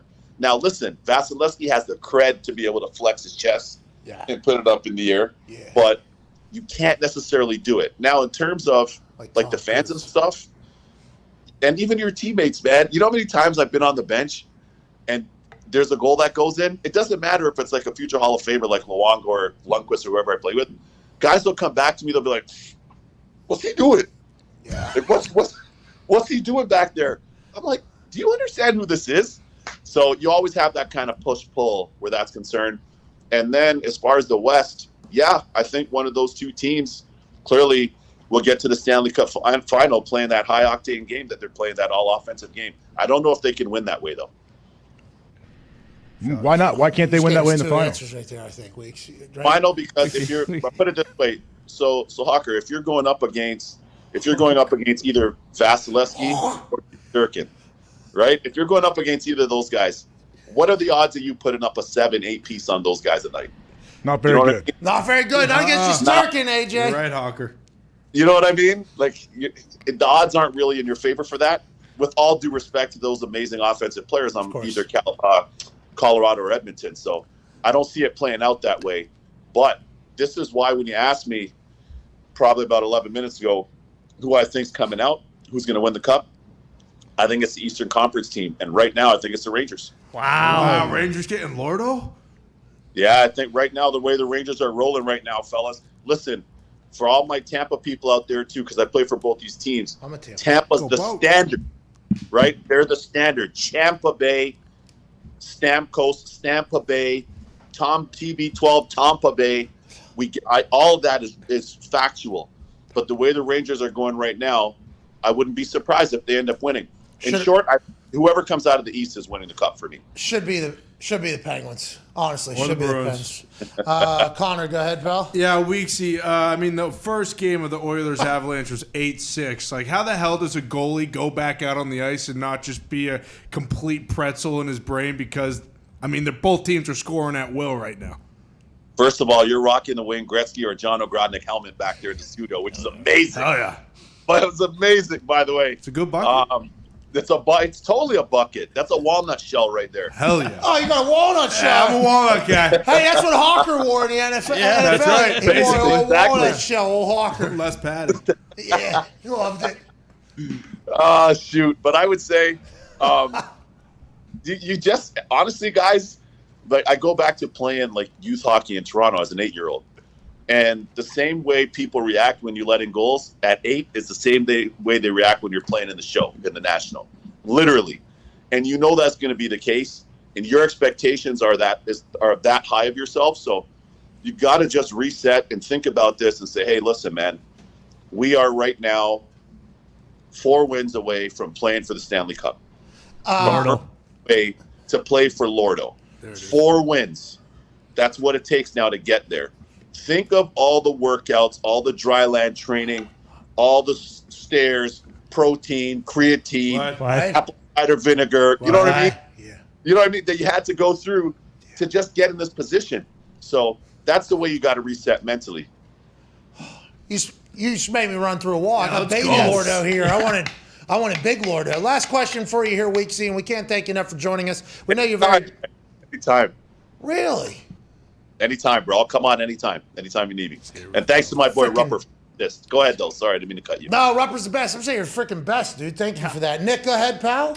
Weeksy, another goaltending question. I'm going to kind of lay it out in a scenario, and I want you to I like this. explain to me if this is true or not. I have a theory. When I play golf with an individual in the office, we'll call him Bruce. He is terrible at golf, and it makes my game worse. I feel like this can happen with goaltenders. When you go into a series and you're playing against Mike Smith, who is not terrible per se, but he does things a little bit unconventional, and he has a little bit of goofiness to his game. I feel like that's kind of infectious, and I feel like it can infect the other goalies. Do you get that same sense? Is that a real thing? You know what's funny that you asked me that is my goalie coach, my personal goalie coach that I had when I played in the league, Sudsy Maharaj. He's been Anaheim's goalie coach for years now. My man Sudsy. He always used to say that goalies subconsciously and consciously will mirror people that they play against or they play with. And it's so true.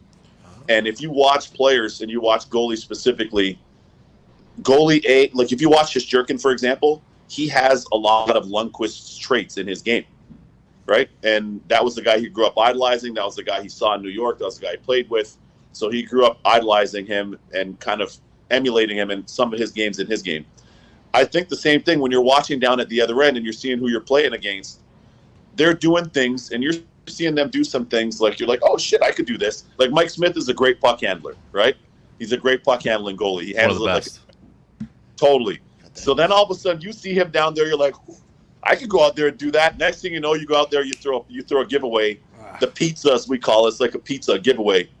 Delivery right onto the other team, the other player's stick, and it's in the back of your net. You start trying shit that you don't necessarily have in your own bag. So yeah, definitely, I think that's something that makes a lot of sense. You're onto something there with that. Well, hey, how about you, Nick? Let's go, Nick. Maybe Nick. That's hockey talk. You should maybe be That's Hockey Thoughts. What's up? Oh, that was pretty good there. And keep up the awesome work, man. You're breaking the mold. So thanks for having me. Let's go. Let's have a freaking Thursday, ladies and gentlemen. Kevin Weeks. Couple different moments in that conversation where we didn't show the utmost amount of professionalism, and I do apologize. Yeah, absolutely. I'm gonna start crying for you? Huh? Do you really apologize for that? Weeksy's the best. We love Weeksy's the best. Hawker, shut up, dude. He's great on ESPN too. Like he's very good for hockey. And you drinking out of the baby cup and then holding it over your head, resting on your shoulder, maybe a bit distracting, but he's a professional. Well, that's because he knows when he comes on with Hawker and Pat. That was awesome. Yeah, I didn't know if he was talking to me or what. What? At first, I wouldn't exactly How do know you what make he's it worse? You made it worse. The other Hawker in the room. Are you trying to pawn that nickname off on somebody else? Oh, no, I don't mind that. That's Oh, Hawker! Hawker. Hey, not a baby Hawker. Not a baby Hawker. Hey, what do you say, Hawker? Not a baby Hawker. Hawker. Thank you, Hawker. The cement out of your skates, Hawker. I knew right away from your face. Like, okay, yep. You got the least sticky mitts. Fucking serving up pizzas, Hawker. Yeah. Can't stop, won't stop, Hawker. The guy will lay down in front of That big old dumb goalie stick seems hard to stick handle with. Does, doesn't it? What? That's because that big old dumb goalie stick has got to go against pucks that are flying. So you up. don't need to be handling the puck. I'll tell you what, every once in a while, a champion will drop in out of the Canadians. And I'm like, all right, against is the only way we could say that word from now on. Great accent. No line. No. There's no real anything that separates us from Canada. Nope. Just completely different right here. You know, hey, no, fuck you. We ain't doing it. Okay, buddy. Hey, okay. buddy. Easy. Hey, don't go against us. It's against. Not fucking doing it again, Oh, Morency. that's because you're not a champion. All right, let's get to a break. Love Canada. Yeah. Miss Gumpy. Miss Gumpy. As soon as he said against, we all went. Yep. Damn it. Lad. Smooth cream move. We'll see him on the other side, though. We're going to talk about soccer. Hell yeah. When we talk about soccer, actually, you just texted me something, I think. We'll get maybe Gump in the third hour. I think a general can join us. Maybe. Let me check now, yeah. Is he on location? Yeah, he was right at 1:30. I'll see if he's still there here in 4 or 5 minutes. Okay, we might have boots on the ground at the PGA Tour. Oh, hell yeah. They're going low. If not today, he said tomorrow he'll be there. Well, let's just do it tomorrow. Perfect. Gumpy on the other side. Okay. Let's go. We will have boots on the ground at the Columbus, Ohio Memorial Golf Tournament tomorrow in the shape of a general. Bob Carpenter. Thank you. Thank you, Thank you, General. Bubba Gumpino on the other side because there's some soccer controversy to talk about, AJ. Uh-oh, what happened? Big stuff. We'll talk about it and more in 4. We'll see you then.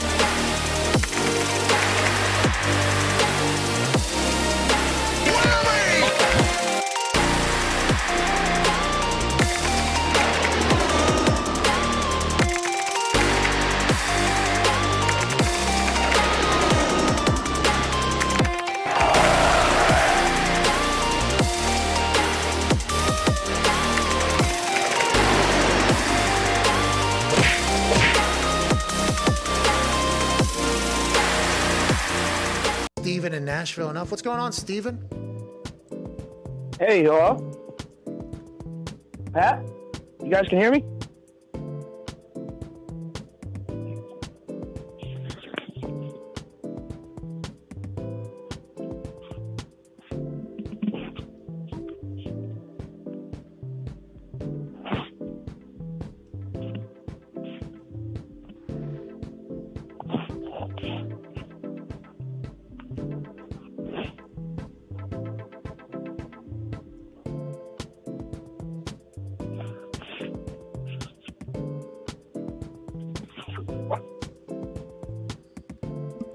This is the worst call we've ever had, Steven. My God. So mean. Steven. Hello? Steven, Yeah. it's the worst call we've ever had. So much dead air there. Yo, Pat, can you hear me? Steven does not deserve this. Steven, what's going on, dude? How's going on, Steven? Sorry, your phone was choppy. Yo, Pat McAfee, can you hear me? Steven, you there?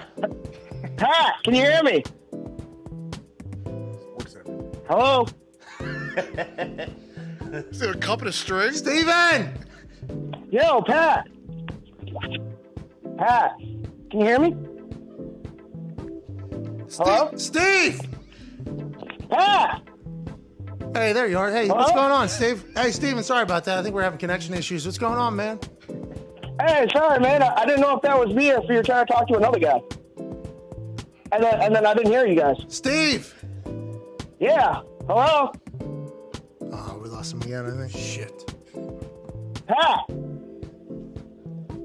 Can you? No.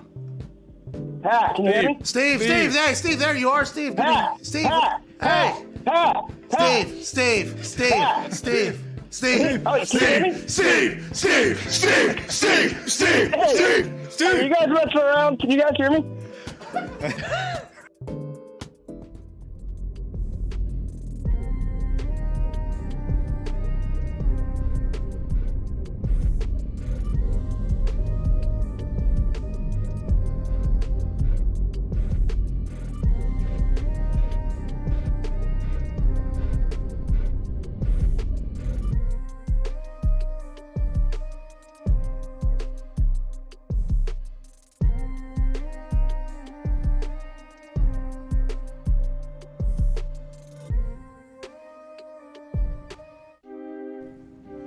Welcome back to the show. Shout out to Foxy for the 15% off code. Man, Foxy! Hell yeah. Beers for the lads. What? Cheers to the lads. What? It is a Gumpy design. Yeah. 15% off right now. It's store.patmcafeeshow.com. No code needed. Shout out to Evan Foxy for his pick. Good boy, Foxy. And shout out to the man who really brought that entire thing to our being. Although he's currently serving a sentence in Canada after a long battle with immigration here. That's right. We're going back to the beginning. COVID, multiple COVIDs. Yeah. Whenever he showed up here, though. Yeah. And a man whose presence is missed, but we need him for the conversation we're about to have. It's not about Barcelona. No. It's not about Messi coming to the MLS. Oh. This is about the state of soccer here in the United States.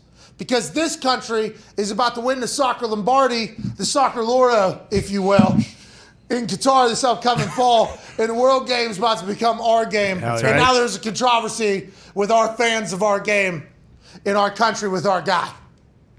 To break that all down, former ship painter, now a vital piece of the content that is created in this particular office. He might no longer be here physically, but spiritually he will be for its entirety of the duration of his time in Canada. Ladies and gentlemen, Gumpy. Gumpy, great to see you. Lads, come on. Come on! Come on, lads! Come on! The Gumpy's back on the show. Let me drink out of Baby Lord. I drank like a rock and some dust in the last hour. Hit me right in the teeth there in the middle of Weeksy, who had props early. Yeah. Let's get into it, okay? We have to play some videos here to really set the entirety of the situation. One video, actually. So we have a dude named Christian Pulisic. Bingo. He doesn't play for Barcelona, but he does play for Chelsea. And he's an absolute rock star. Greatest on earth if he wants to be, can be, will be, and he's going to win a World Cup this upcoming fall. Yeah. But the United States soccer team had a friendly last night against Morocco that we obviously covered. Yeah, of course, we watched. Because we're a good sports media company. Yeah. Friendly. And we do that. We knew it was happening, of course. Oh, yeah. During the match, we talked about it. That's right. Hey, Watch does it this whistle, have whistle. anything to do with standings? Does it change anything? No, so we don't. No, it's just a friendly, just a practice So game. exhibition. Preparation. Exhibition, training camp, preseason game. This is just preparation for the World Cup. But Christian Pulisic was playing in a venue that could hold 26,000 people in America. I don't know where it was. There's Ohio. Cincinnati, Ohio. There was under 20,000 people that showed up. AJ, I don't believe you were They one should of have came them. to Columbus. Way to Should go, have played at Hawker. Crew Stadium. Okay. They beat the shit out of Morocco, though, because that's what we're about to do to the entire world. Yep. An incredibly filthy play from Christian Pulisic will sell the headlines and everything like that. But what he said afterwards was a little bit alarming, because it's definitely not just about what happened last night in Cincinnati. This is about a trend that I think the greatest soccer player on earth has sensed with the United States fans. It's been a couple months since you were back in front of these U.S. fans. How'd it feel tonight? Yeah, it was nice. To be honest, for whatever reason, I'm not super happy with the amount of Americans here, however that works out, if I'm being completely honest. But it's thanks to the ones who did come, and the support is always great from them. But yeah, it's nice to be back in America and playing again. I guess Thank you, Christian. he almost said there at the end. I can't believe he hasn't picked up an English accent, by the way. Very impressive. Brian Kelly goes to Louisiana. My family. And I can't blame him because I would do the same exact thing almost. He has not picked up an English accent after basically growing up over there and playing soccer over there. So that's impressive. He's a great goal scorer, a great player. He's not happy with the state of America fans. And these American fans come after me every time I talk about soccer. They say this makes us look bad in the world. Blah, blah, blah. Go to the fucking games. What are they coming after me for? Is this a real thing? Gumpy, we don't. I thought I believe. I believe that. I believe that we. I believe that we will win. I believe that we will win. I believe that we will win. Is we, by the way, better for that? Probably. Yeah. Maybe something to think about. If they weren't all so I-centered and more we-centered, maybe they would go to the games. Do the Americans have a problem with our fan base? I didn't know. If the NFL was playing against Morocco last night and they had a team and we had a team, the NFL would sell that motherfucker out. Green Bay Packers spring practices, sell out the whole thing. Are soccer fans in America not good, Gumpy? Is that what he's saying? I think what you have to remember about Pulisic is think about when he scored that goal to win the Concacaf. Remember he went nuts in the fucking corner against Mexico? Oh, yeah. This guy grew up playing at Dortmund. Dortmund, maybe the most passionate fans in the world in Germany. Then he goes to Chelsea, gets all the love there. Like, I think you're just running into a situation where he's used to seeing so much support that this just felt like it wasn't that much. Oh, Jesus. I'm saying maybe they like it more over there. I mean, you're always going to, if you're getting more support somewhere else, like I said, Dortmund is insane. Like, their fans are incredible. That place is always packed. So I think if you go from playing in front of that many people all the time, and especially the way he played, and I think if you're American, you shouldn't have a problem with it because this is your leader. This is what you want. This guy wants people to be out there. He wants to win. He wants the support. Oh, yeah. So go fucking support him, man. Well, hold on. Is he going to play every game? Do we know that? Like, yeah, problem. Is he going to play every game? Because there's some games I turn on and I look forward to and I maybe bet on. And then all of a sudden the starting 11, I ain't ever heard of any of y'all motherfuckers. Exactly. Where is our A team? I assume that's potentially going into it. Do we know now whether or not he's going to play leading into the World Cup here, which is I think what these friendlies are for? It feels like they're going with their full squad to get ready for World Cup. Like, you have to get some games in with the guys you're taking. And I mean, the way he played last night, like that, I don't care what anybody says. That fucking touch he had with the guy on his back, glorious. That is insane. And then to lay it off after, I mean, the guy was, when he's playing like this, he's top 5, top 10 in the world. Like, he can go, man. Yes. You don't have to say top 10. He could stay at the top 5. Yeah, top okay, 5, top 5, two. not 5, 4, 3, 2. Why doesn't he start then? For Chelsea or U.S.? Yeah, if he's top 5 in the world, why isn't he starting for his when he's playing stud team over there? Because they're fucking haters. Because he gets injured a fair bit. That has always been the issue with him. What the fuck? Well, easy, Gump. Let's not put that in the universe now. No, I mean, that's just the truth. That's what happens at Chelsea. And his dad came out and said his dad wants him to leave Chelsea because he should be starting.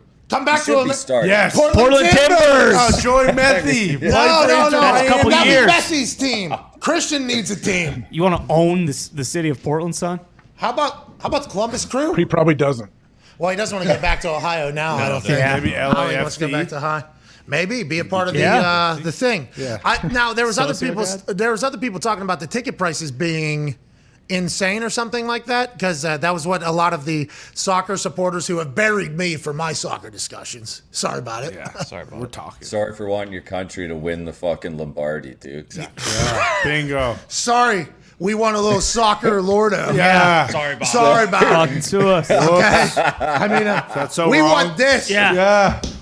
Need the soccer Lordo. We want that moment for the United States of America. Yeah. Chasing it. Sorry about it. But they do attack me, and, you know, everybody thinks I just know nothing about soccer, which is fascinating because I basically grew up in soccer, playing year-round my entire life. Was pretty good. Had, 10 10 to 15x more schools looking at me for soccer than for kicking footballs. I just decided to run a lot less and hopefully make money here, but grew up in the game, understand it. Now's our time to go. And we need to support the boys. All right? Hell yeah. And the women, by the way. That's right. Hey, Absolutely. Sure. Let's go. If this is going to become our game, which it is in Qatar, okay? Yeah. In Qatar. It is going to happen this fall. Not a lot of Americans are going to be watching because they're going to be going against fucking Patrick Mahomes, Tom Brady, and them.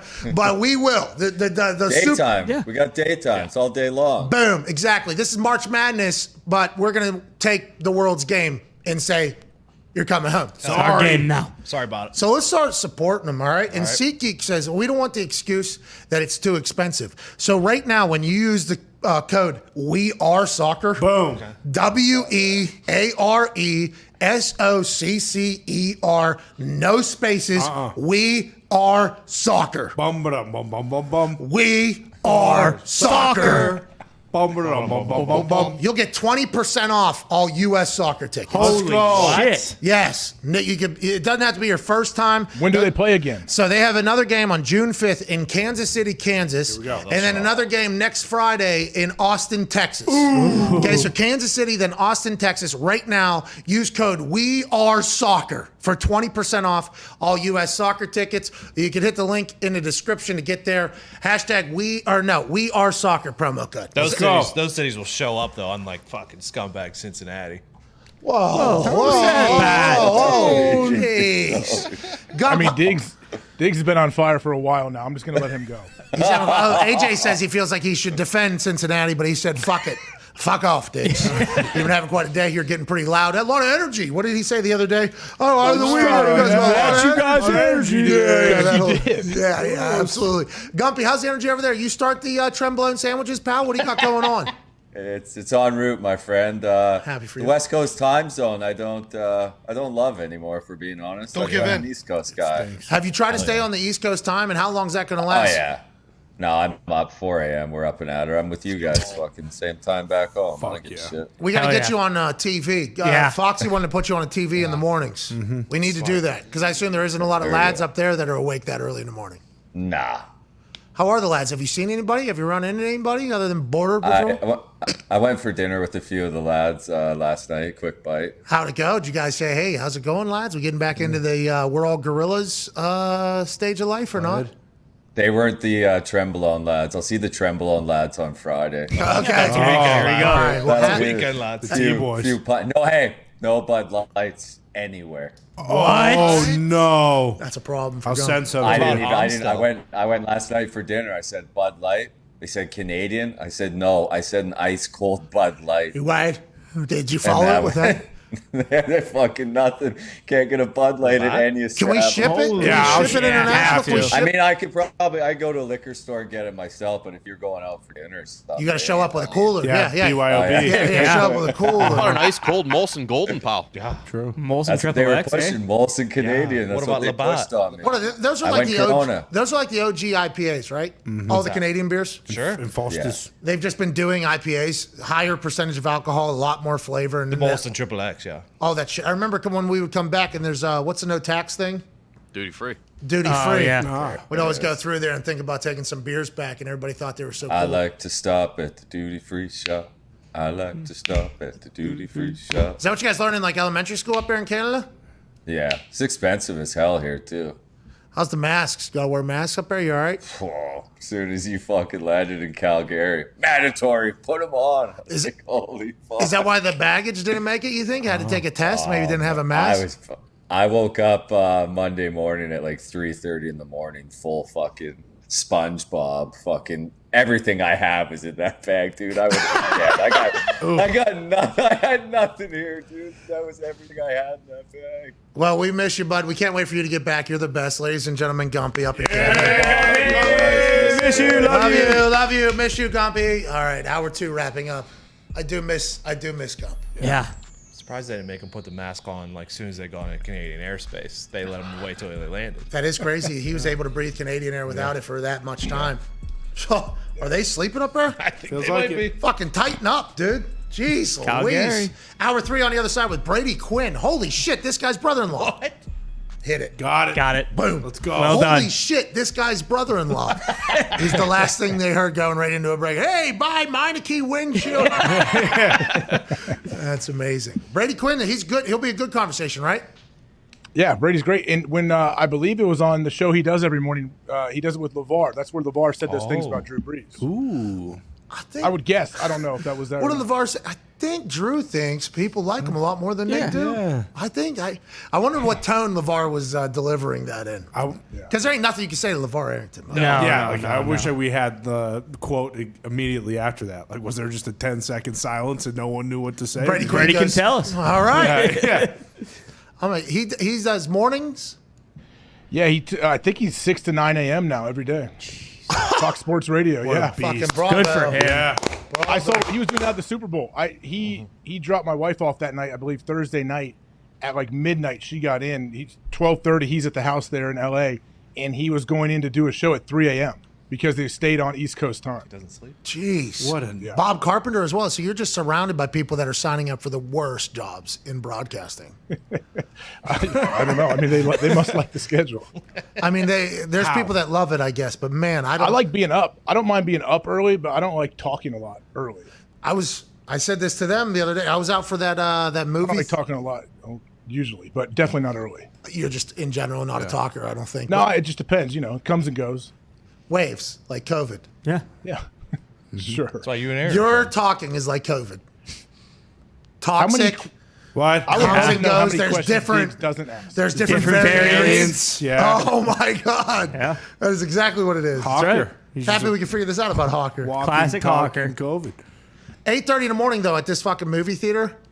Man. There's a lot of thinking. Like, when was the last time I was around other humans at 8:30 a.m.? Long time, I think. And that's a whole different world. There's a lot of morning people out there, and I got nothing but respect for that. I wish I was. It sounds like you are. My wife is. She wakes up, the sun. She's, it's a whole new day. I'm just not that guy at all. I'd much rather be up till like 2 a.m. and then as opposed to waking up at 3 a.m. You know what I mean? Exactly. Not getting boozed up, by the way, just doing stuff. Like that is the way I'm operated. Going to an early movie like that though was awesome. Yeah, like I was doing that in the summer, like in college and stuff like that. Going to like an 8:30 movie, 9 a.m. movie. That is, if you have nothing else to do. I mean, the timing was perfect too. Like we still had 45 minutes before the show started. It was amazing. Yeah, it was unbelievable. Yeah, we need to do that more. AJ, you need to drive out here for those. Do you leave your house about 4 a.m., huh? Yeah. Yeah, I'll do that next. What would the next movie be though? Come on. Yeah. I'm not coming for Avatar. What? War of the Ocean. Let's get to a break. What the fuck? Son of a bitch. Let's get to a break. I like Avatar. We're having a good day. We're having a good day. We're chuckling. We're giggling. Go to hell, I actually Hawker. think Mission Impossible comes out before Avatar, so Probably Mission Impossible then. How I'd about probably that? see that. I like the first one. Hell yeah. 25 years ago. Well, this is actually the first one. This is the first Mission Impossible? I thought it's like 12. No, this is the first one. It's part 8, dude. Come on. No, it's part 1. I mean, part 1. Part one of a 2-part. Of Death Reckoning. Yeah.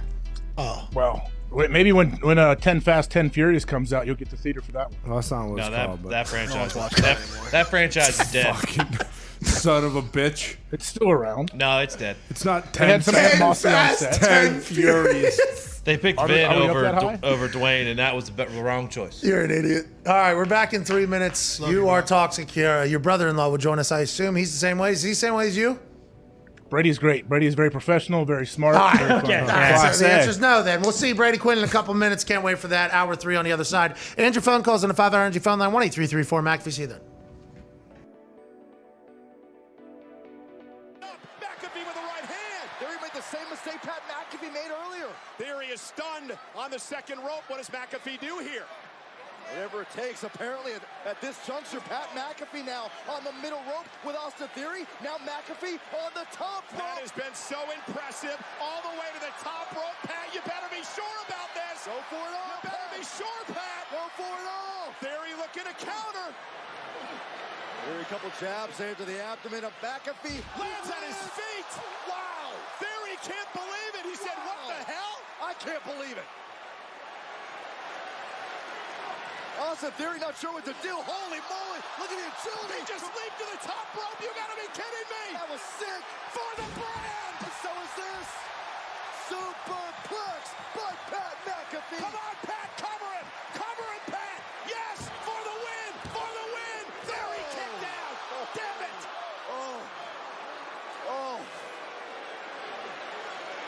I believed in that moment, Michael.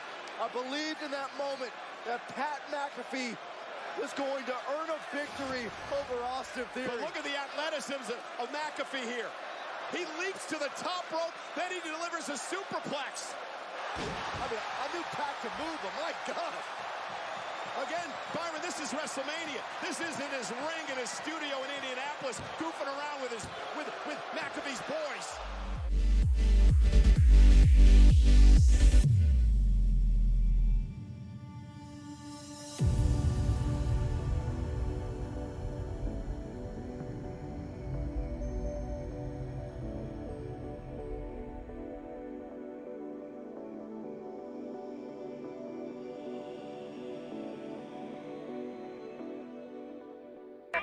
The Pat McAfee Show. There'll be no rules for our guests, for us, for the things we can talk about. Speaking his mind. I've never had a problem expressing my opinions or my thoughts or anything like that. While being relatable. I haven't had that manufactured fake-ass celebrity that a lot of people have whenever they go on those big networks. I've had a chance to really build my crew, build my following, build my audience. And ridiculous. What am I supposed to do? So I'm supposed to look at something that I can definitely afford and say, nah. Is that what I'm supposed to do? The Pat McAfee Show starts in 3, 2, 1. Welcome back to that show. It is Thursday, June 2nd, 2022. Baby Lordo's here, hour 3 right now. Yeah! Can't thank you enough for joining us on this great Baby Lordo has arrived in our studio Thursday. This was not sent to us by the NHL, although it is a real Lordo Stanley Cup. That's right. Weighs the same. 35 pounds. Yep. You work your entire life to lift this thing, and when you lift it, guess what it feels? Like what? Nothing. Wow. Oh, hell yeah. This thing's 35 pounds, 6 ounces. You know what I'm saying? What? You know what I mean? AJ? You can hold that thing one-handed the rest of the show then. Well, yeah, I've been curling. I've been doing a lot of curls. I'm trying to get yoked up here for the summer. The tan definitely helps. Welcome back to the show. We're talking about sports. We had Kevin Weeks in the last hour. We'll have this man's brother-in-law coming up here in about a minute and a half. Whoa! Can't wait to chat with him. AJ, what have you told him we're going to talk about? Have you prepped him at all for this interview? Is he super professional? What's he expecting? I have no idea what we were going to talk about, and the only thing I said, hey, can you come on today? And we figured out a time. That's it. Nothing. And he said yes immediately? Yeah, he didn't say, oh, can you send me the pre-questions? You think he did that or something? Well, I don't know. He's super professional. He looks like he is a mannequin of a man. He's still absolutely stacked, ripped. He seems to be the perfect human being. I remember when he was playing quarterback at Notre Dame, I'm like, oh, that's a movie character. Right? Yeah. Then he goes in the NFL. A couple situations it didn't go his way, but I think he's an absolute stud. Finds his way on the television. It's like, oh, there's a movie character right there. That guy seems to be the most chiseled, perfect football guy of all time. Is that how he is? Yeah, that's pretty much, big, handsome, smart dude, but also likes to have fun and very funny. So, yeah, he's a very unique dude, like just year-round, nice tan, year-round, like olive skin, nice tan no matter what. Joining us now, that's awesome, by the way. It must be very nice. Joining us now is Fun Haver. Hell yeah. Funny. No. No. Just pumped for the fun guy. Yeah, mushroom. Seriously. So that's the thing. Like, I was honestly, we were delaying there to get it figured out with Brady Quinn. And then I think we had the perfect timing after your compliment after compliment. It was going to be a quick thing. And then bang, this movie character who's more handsome than anybody is going to pop onto the screen. And then turns out we have no audio, can't hear him, have nothing. Shit. Anyways, there's other stuff going on. When's Aaron retiring? What do you think? You talk some more than me. I don't know. How long is this deal? Well, it's 3. 5. It's a 5-year deal, 3-year guaranteed Could be deal. 1. Could be 1, though. I think there is outs, I believe, after each one. Maybe. I don't know. Nobody has talked about it, actually, the actuality of the deal. I don't know. I mean, I told you this a million times when they were going through this speculation in the offseason. I just don't see him retiring anytime soon. He's very competitive. That's why when he makes that putt, there's a big time fist bump. He talks about he sings the praises of competition at its highest on this show that we run as a commercial. And it's like, what will he find other than football that'll be able to scratch that itch? You know, Jeopardy, people were talking about Jeopardy. I think he'd be great. I think he'd be great at it. I think he would feel competition, but there's nothing like, I'd assume, going out there and just slicing and dicing a defense. Right. There's nothing like standing under center and having complete command of an entire stadium. That's right. Joining us now is a man who got to experience that at Notre Dame. Yeah. Got to experience it in the NFL. Now he's on television. He's this man's brother-in-law. He's obviously incredibly handsome. Ladies and gentlemen, Brady Quinn. Yay! Holy hell. Jesus. You look like that all the time.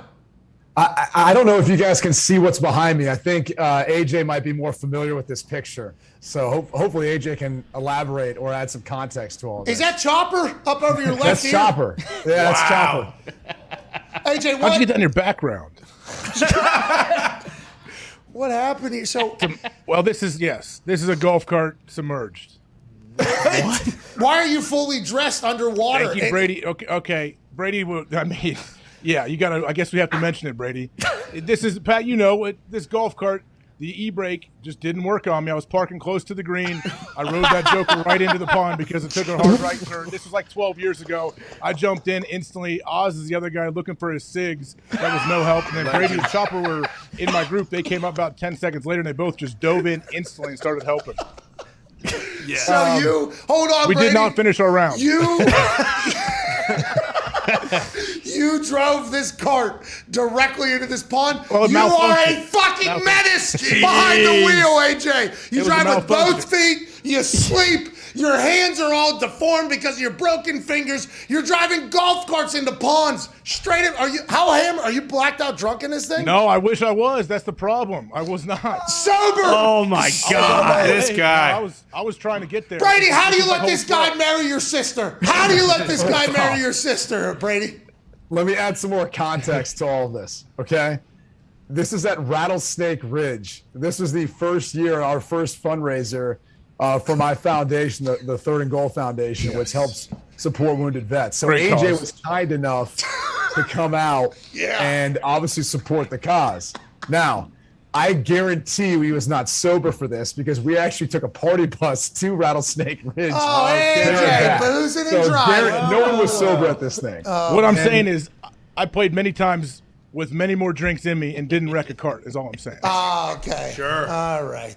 Chopper hopping in there, though. Is he scuba diving? Well, he dove to the bottom and grabbed some clubs. He did. He said all you had to do was open your eyes in that murky water and you can find whatever you need to down there. All those eyes were burning afterwards. Chopper wanted to take our car because I was riding with Chopper. AJ was with Oz, and he wanted us to take our belts and tie them together to actually like pull out with one cart the other cart, but there's no chance for it to get it out once it was submerged this deep. So what were the names? Chopper, Oz, Brady, and AJ for golfing on a course, Rattlesnake course. Jeez Louise. Rattlesnake Ridge, yeah. Hey, well, I appreciate you trying to give back to the vets and everything like that. And obviously, AJ's got to make it about himself, Right, per usual. And cost, make everything. I have not been back no to that money. Yeah, you don't say. They asked us not to come back. That was the first of last year. We had our fundraiser there, so yeah, we couldn't come back. I got that cart out of the pond though. Obviously, I had to pay for it. I said no, I am bringing a trailer, and we were getting this joker. We took it. Honestly, the course was really cool about it. They were just trying to make sure everyone was okay. Maybe it's because of whatever was in the water. But as AJ said, Oz, who's right there, he did at one point, we all got out, realizing we weren't saving the golf cart. He literally dove back in to get a pack of, I can't remember what it was, which brand. Marlboro's probably. Yes. Floating somewhere. He like swam across this pond just to go get it, back of Are you from, hey, Brady, are you from Ohio? Yes. Okay, so you are this incredibly handsome, TV guy, but in your roots, you're an Ohio guy. Yeah, Of course. Yeah, absolutely, through and through.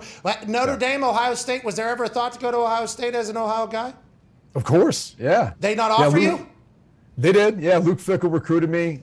They kept recruiting me even after I had committed.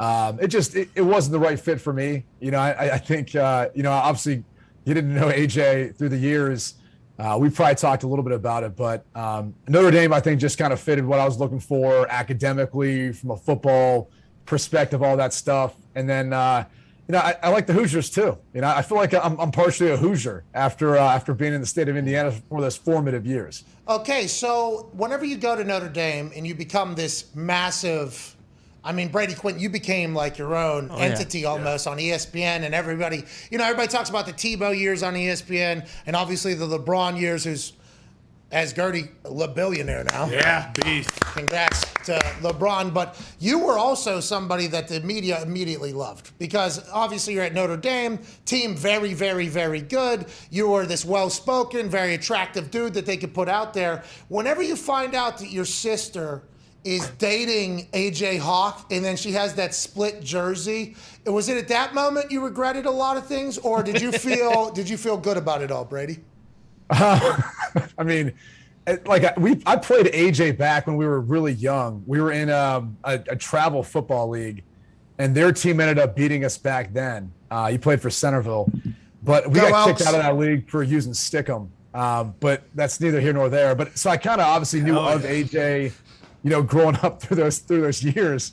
And then obviously when my sister had told me at that point, who she was dating, all that, it was cool.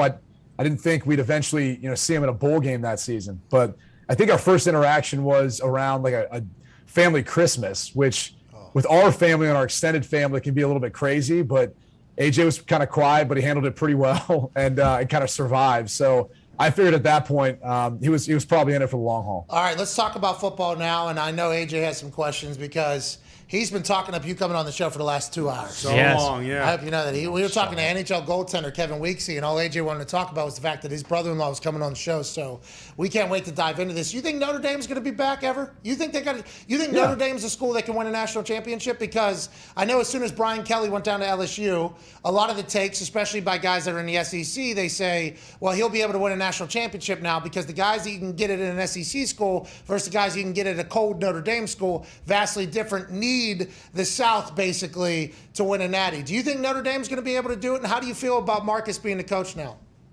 I love Marcus. Obviously I had the opportunity to get to know him last year when he was the defensive coordinator.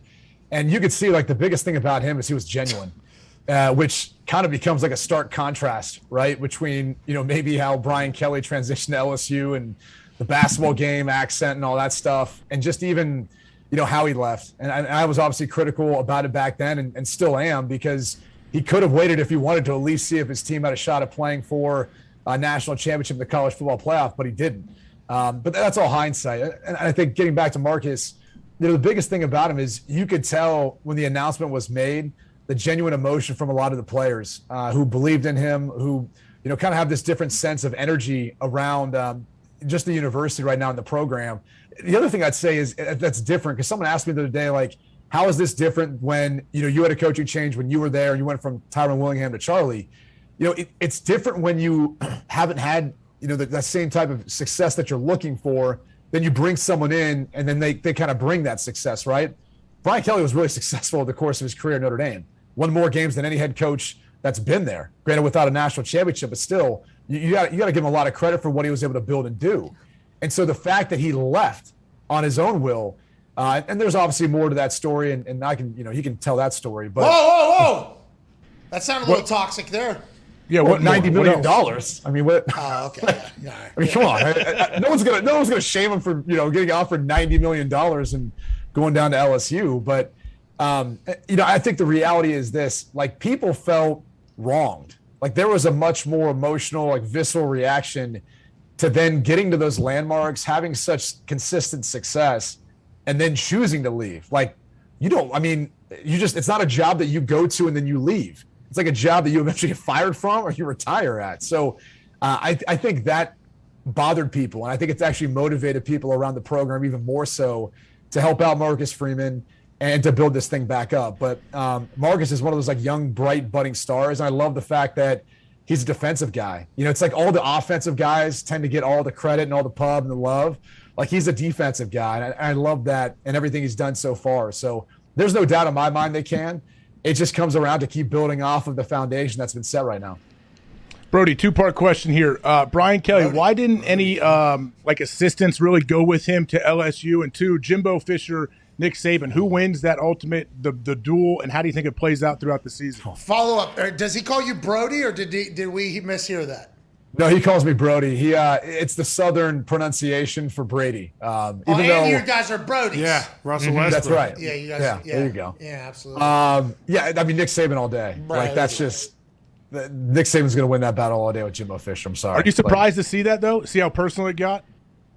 No, I mean, I think there's been a lot of talk about what's been happening in college football over the past couple of decades and how Nick Saban's kind of built up what he's built up. And so I think there is, honor amongst thieves, I guess is what you'd call it, where in recruiting, everyone's pushing the boundaries in some ways, and they're not calling each other out for it, but this is an instance where someone kind of did, and it wasn't even legal. Like, NIL's out there now, it's legal, and it wasn't even being talked about as far as how it can affect inducement for high school recruits or transfer portal guys. And so all that was illegal. And I think even Nick Saban said that. He's like, I wasn't saying there was anything wrong with it. He was more speaking to his boosters like, hey, look, if we want to be successful and stay on top, we're going to have to start doing this too. So, like, Nick Saban will still win out this battle when it's all said and done. But, the question about Brian Kelly, there were some assistants that went down there with him. Brian Pullen in particular, he went down with him too. He has done a great job recruiting. Obviously, Bill Pullian's son, who I'm sure Pat's familiar with. Oh, yeah. And then, I think there's a couple other coaches from the staff who went down with them. But, no, I think a lot of people looked at, where they're living at Notre Dame, have families and the opportunity, and they probably look at that and say, hey, I'd rather hang around here. I'd rather kind of see what's that next step here instead of trying to build back up that LSU program. Everybody cares about their families. And Brody, the Big Noon Kickoff Show, is that main focus in your life during the fall? Is college football like your bread and butter, the sport that you love most? Do you do a lot of NFL talk? What is it? It's both. I mean, honestly, it's both. I think NFL, as you guys know, it drives ratings. I mean, you guys have Aaron on every single week, and everyone's kind of sitting around waiting for what he was going to say and how it's going to end up hitting and being taken and stretched and pulled, and then working off whatever angle they can off that. That's the media nowadays. So that's the large bulk of it. Weekends, it's always college football though, so that's a ton of fun. But yeah, no, I mean, I like doing both, honestly. Like, I think what got me interested when I got into broadcasting about trying to do both was really Grant Hill. Like, I grew up being a huge Grant Hill fan, and watching him do NBA, but then seeing him during March Madness, I always thought to myself, why can't more football broadcasters do both? I mean, Kirk Herbstreit does a hell of a job calling games for ESPN. Now he's got the Amazon package. You see during draft time, everyone relies on all the guys calling college football games because they have the most intimate knowledge of these kids from high school to college to the NFL. So, why not pull in guys who've watched some of these guys play, from the time they were in high school all the way up through college and then into the NFL? It makes kind of complete sense to be able to help out whatever network and whatever capacity you can. So whenever you think about that Big Noon Kickoff Show, yes. Are you guys Chop House? Are you guys planning on taking that on the road again? And oh yeah, we'll be on the road, baby. Oh boy! So you guys are like telling people, hey, we want a crowd. Bring signs. Yeah, we'll be there. We're promoting it all week long. We go to the bars, the chop houses, all that stuff. That's what we're saying. no. That's what we're saying, Brody. You're going to get caught in crosshairs here. All right. Yeah. What about the dance floor? Dance floor, wherever you need us to be, man, we'll be there. No. Yeah. You love that we show? learn from the best. You enjoy that show? Yeah. Is it taking a step each year, you think? And is it going to continue to grow? Oh, yeah. And if Urban's back on that show, are you guys just going to hire 45 people to run through the crowd and take out signs that are definitely going to be created? I can't speak to any of that. I mean, look, if Coach is back, he'll continue to help us continue to keep building this thing. Yeah. It was a ton of fun back when he was with us before. AJ knows. I would try to get every time I was in Columbus, which it seemed like when Coach Meyer was with us, we were there like every other week. But usually I try to get AJ to come down, and they're good buds. They're over at different charity events. Laughing it up, had a few drinks and cigars together. So I usually try to get those two. Yeah, of course. Hawker at the Chop House. That's awesome. On the dance floor. I don't think Herbs likes cigars. Well, we do know he does. On occasion. A few things. On occasion. The boys have a couple questions for you, Brady. Is that all right? Sure. Well, the first one I guess I should ask before we get out of the way. Can you send us the original copy of that photo so we can put it on a T-shirt and then raise money for your Third and Goal Foundation thing? Well, this might surprise you guys, but it's obviously not my original copy because clearly I'm right there in the water. So I've got to get it from someone else. Well, I'll try to find the original copy to blow up for you. Yeah, guys. we don't need the original. Just send us that one. We will rip that one from whoever it is, and you can figure out how to pay them back. But all money will go, obviously, to the Third and Goal Foundation, and hopefully we'll put you back in good graces with that golf course that AJ literally ran off the fucking – what's that? Hold on for a second. I mean, can we get you guys to come out this year? It's our 12th annual golf outing. There's something going on. Yeah, I mean, I'm just saying. Is Pat already backing out of this? There's something going on. Is this like I'm inviting you to my wedding? You just send a nice gift instead of actually, bring your presents. That gift is going to be nice. Yeah, gonna love it. It's going to be good. Unbelievable. I'll tell you what, I've been signed up for a couple different charity events out of nowhere that I definitely did not commit to. And then, they put on they put out flyers and stuff that I was going. And, normally old me, and this is me becoming a little bit of a fucking asshole, I guess. Old me would have felt obligated to go. New me said, can't do it. So I honestly can't do it. Real quick then. Can I at least get you to do this? We might need you because I've seen you at the different, various wrestling events. You're doing a tremendous job with that. Thank you. Can we at least get you to pump up the guys, pump up the crew for the vets? Yes. All right. I'll give a good motivation. When is it? When's this thing happening? August 15th. It's football season. That's right when we're moved. It's on Monday. Yeah, we're doing the right when we're actually making a big switch. There is something set on the calendar for that exact day. Where's it at? The golf club at Tartan Fields in Dublin, Ohio. Ohio. It's in Ohio. Brady's pretty Ohio. strong. Get him to help us move too. I could help. There you go. Hey, we got a little foundation thing going on as well. Could you move your golf tournament? Yeah, I'm just saying. We can't move our event, but I can try helping you guys out in whatever way. Are you still ridiculously yoked? Are you in on that body fat percentage battle with AJ and Bob Carpenter and that? Tell him about your garage. Brady, tell him about your garage. Brady has a infrared sauna. He has a cold tub, everything. He has a whole situation. Every day you're in that thing? I mean, first off, the sauna, it's great. Don't get me wrong. But my buddy who had played with the Notre Dame, then went on and played like a bajillion years in the NFL, he ended up getting me it because he got into real estate. He's a broker now. So he got into it, gave it as a gift. And so I had to put the thing together and then find a spot for it in my garage. It wasn't even like I really had a choice. It showed up at my house. So I was like, all right, I gotta build this thing. So yes, there is a sauna in there that I try to use daily. Yeah. How about the cold plunge? Oh yeah, I got one of those. Yeah. You working out? You a morning workout guy? I know you're on the radio in the morning, which is insane. Congrats to you. Let's go. It's gonna be awesome. You guys were talking about LeVar taking a big swing at old Drew Brees last week. So that was on your show. Was that delivered as a shot? We just read the words. We didn't hear the words. That was a funny thing. So, he said on our show, like he was getting like death threats out of nowhere from all these huge Drew Brees fans. And I was like, I don't even remember us talking about this. I think it was like 3 weeks old. And I guess someone picked up maybe from the podcast and ran it. And then I don't check social media. Then I started to check through. I was like, people are really upset about this.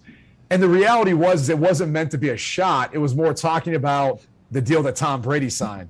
And then talking about how the fact that like he's not as desired by networks as Fox, who's willing to sign Tom Brady to a $375 million deal. And he's not even done yet. I mean, Brees did that to a degree with NBC, but it wasn't anything to this magnitude.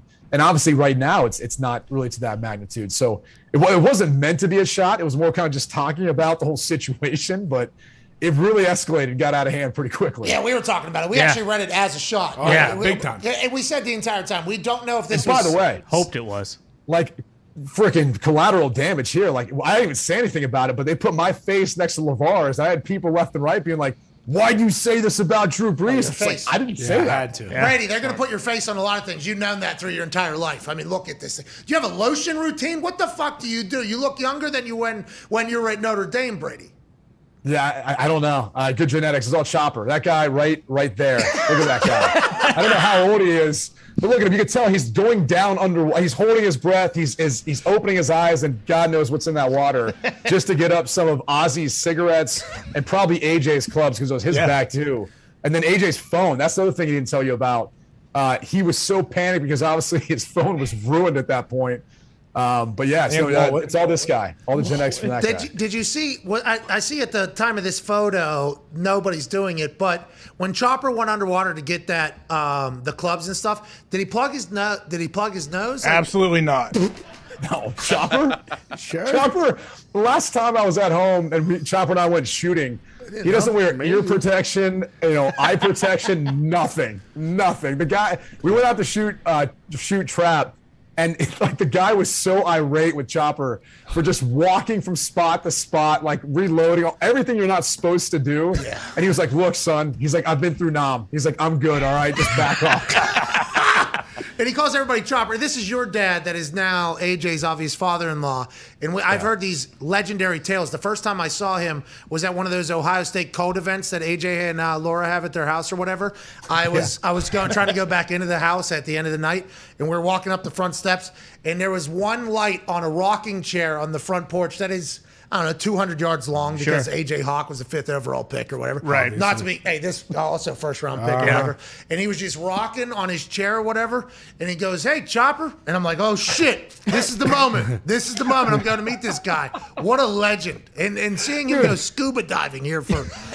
He just had a knee replacement, and my mom calls me. She's like, "Well, your dad was out on the motorcycle like 3 weeks later." I was like, I don't think he can even walk properly, but that's Chopper. Like, he's going to live life, man. Do you think your family and extended family is the most interesting one in America? I just learned, what is it, Brad? Yeah, Brad from Home Improvements in your fucking family? AJ never told us. It's probably, it would be a great reality TV show. I don't know that they could pay us enough to get AJ to do it. But, I mean, honestly, the best like character. the Duggars. Sure. But I'm just saying, besides Chopper, my grandmother is arguably one of Grandma Keg, as we call her. There may have not been some keggers at her house when she would be in Florida for the respect to Grandma Keg. Ty has his questions. Brady, you're the best, man. Thank you for joining us here. Go ahead, Ty. Brady, speaking of not checking social media, you kind of kicked up a little bit of a firestorm. It was a quote attributed to you that basically said that you think Zach Wilson's going to fucking stink this year. Was that misappropriated, or did you really say that? Yeah, that wasn't exactly how I worded it. Look, what I said that got a lot of Jets fans really upset was that their season's going to be over before the bye week this year. But I would just tell you guys, I mean, open up their first 9 games and tell me who you think they should be favored against. Tough. They played the entire AFC North their first 4 games. They then play Miami, which is probably the most winnable game, week 5, I think. And look, this is obviously assuming that Deshaun Watson is starting for the Browns, which the more information comes out about that, that's probably not going to be the case. Brady, so that's probably a more winnable game. hey, that shit's wild. That's very serious, very, very, very, very serious allegations. And what the NFL has been through in the past with the I'm very interested to see how that plays out, Brady. I think we all are there. Have been in the NFL and have been watching the NFL. This is a very fascinating thing because it's so serious. Well, it's serious, and I think that the tough part is he's like adamant that there was nothing wrong that was done. $230 million guaranteed too. I mean, there's like a lot. There's layers to this about how it's kind of all unfolded and what could happen could change it all. I think very quickly. Well, so the other thing is, for the NFL perspective, is they obviously didn't do anything last year. Like, they could have put on the exempt list where he still would have been paid while they're investigating or trying to figure out the civil suits. All 22 of them, now 23. Maybe 24, but they didn't do anything. And so now it kind of looks like if they don't do anything now, like they've let them off the hook. And there's been other players who have had less brought up against them who've been suspended more than this. I mean, I think Zeke Elliott got, 6 games, and he was supposed to be a repeat offender. But you can go through the history of different players and their punishment.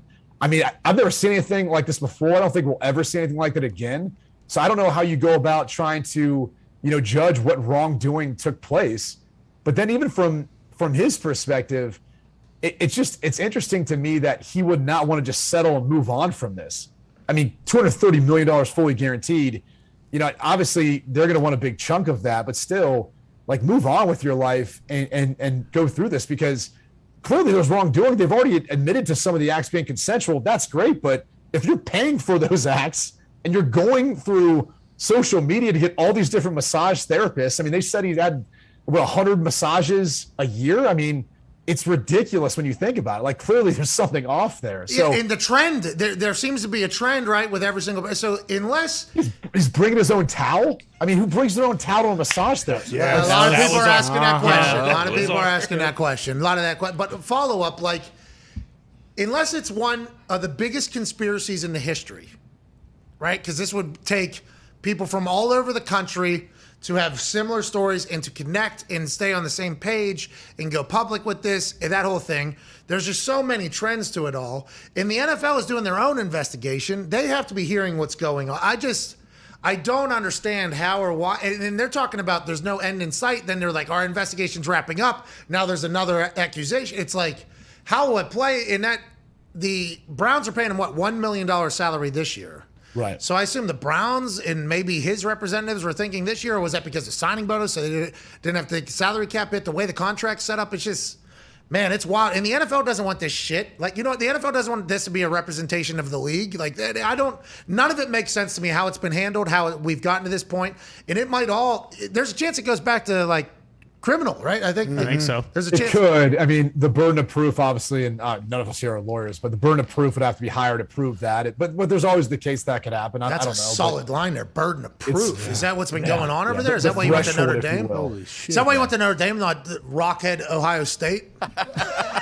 It's kind of what you said. That's what you said earlier. You're like, well, the education I was looking for. Academics and football, I went to Notre Dame instead of Ohio State. And AJ's like, well, I didn't talk for fucking 4 years there. I'm Hawker. I'm on the all-academic team. It's crazy, though. I'm very interested to see it. But I think we have the Jets schedule. I'm not 100% sure. I think we have the Jets schedule. And whenever you said that, I think a lot of people looked into it. And it's Ravens. Let's assume Lamar's all the way back. Then you got Browns, Bengals, Steelers, Dolphins. Tua, by the way, is talking shit. We'll get to that in a little bit. That was awesome. Packers, Broncos with Russ, New England, and Buffalo. So by week 10, Yikes. They have faced some incredible teams, which is what you were alluding to, I think, right? Correct. And I just said, look, after this year, you got 2 years in with Zach Wilson. You know, it's going to be tough to overcome the position they may be in to take one of the quarterbacks that are coming out next year. And that's C.J. Stroud at Ohio State, who AJ knows. You know, whether it's Bryce Young, who I love at Alabama, Heisman Trophy winner. The kid at Miami is gonna raise a lot of eyebrows this year. Tyler Van Dyke, Will Levis at Kentucky, he'll be another guy. I mean, all 4 of those guys could go top 10 next year, and the Jets will be in a position to take one of them. So, and that again, that has nothing to necessarily do with Zach Wilson in particular. It's just the fact that they'll be in position to take one, and they might have a higher draft grade on that guy, and they might say, hey, look. We watched the Arizona Cardinals move on from Josh Rosen after 1 year and take Kyler Murray number 1 overall. It worked. And that's working out pretty well so far. So, you know, maybe we look to implement something similar. Or even, you know, look at Robert Saleh, who came from the 49ers. And look what they just did. Jimmy Garoppolo got the 49ers to a Super Bowl. Still wasn't enough. They go up and trade up to take Trey Lance, number 3 overall. And now they're kind of, seems like they're moving on from Jimmy G. So it's not like organizations don't take those sort of risks when they feel like they can get a guy who's a game changer. All 4 of those guys I mentioned, I think are going to make a really good case for themselves this year to be a top 10 pick in next year's draft. And Jets, because of this schedule, will probably still be there waiting to pick. Such good analysis, dude. Brady, what about the Bengals? Are they going to be able to continue to make a run like year after year? I think so. I mean, I think Joe Burrow's a stud. Honestly, like if you're looking at, I mean, so let's go back to the Deshaun Watson contract, $230 million guaranteed. Like if I was Joe Burrow or Justin Herbert or Lamar Jackson, I'm like, Kyler. Okay, Kyler.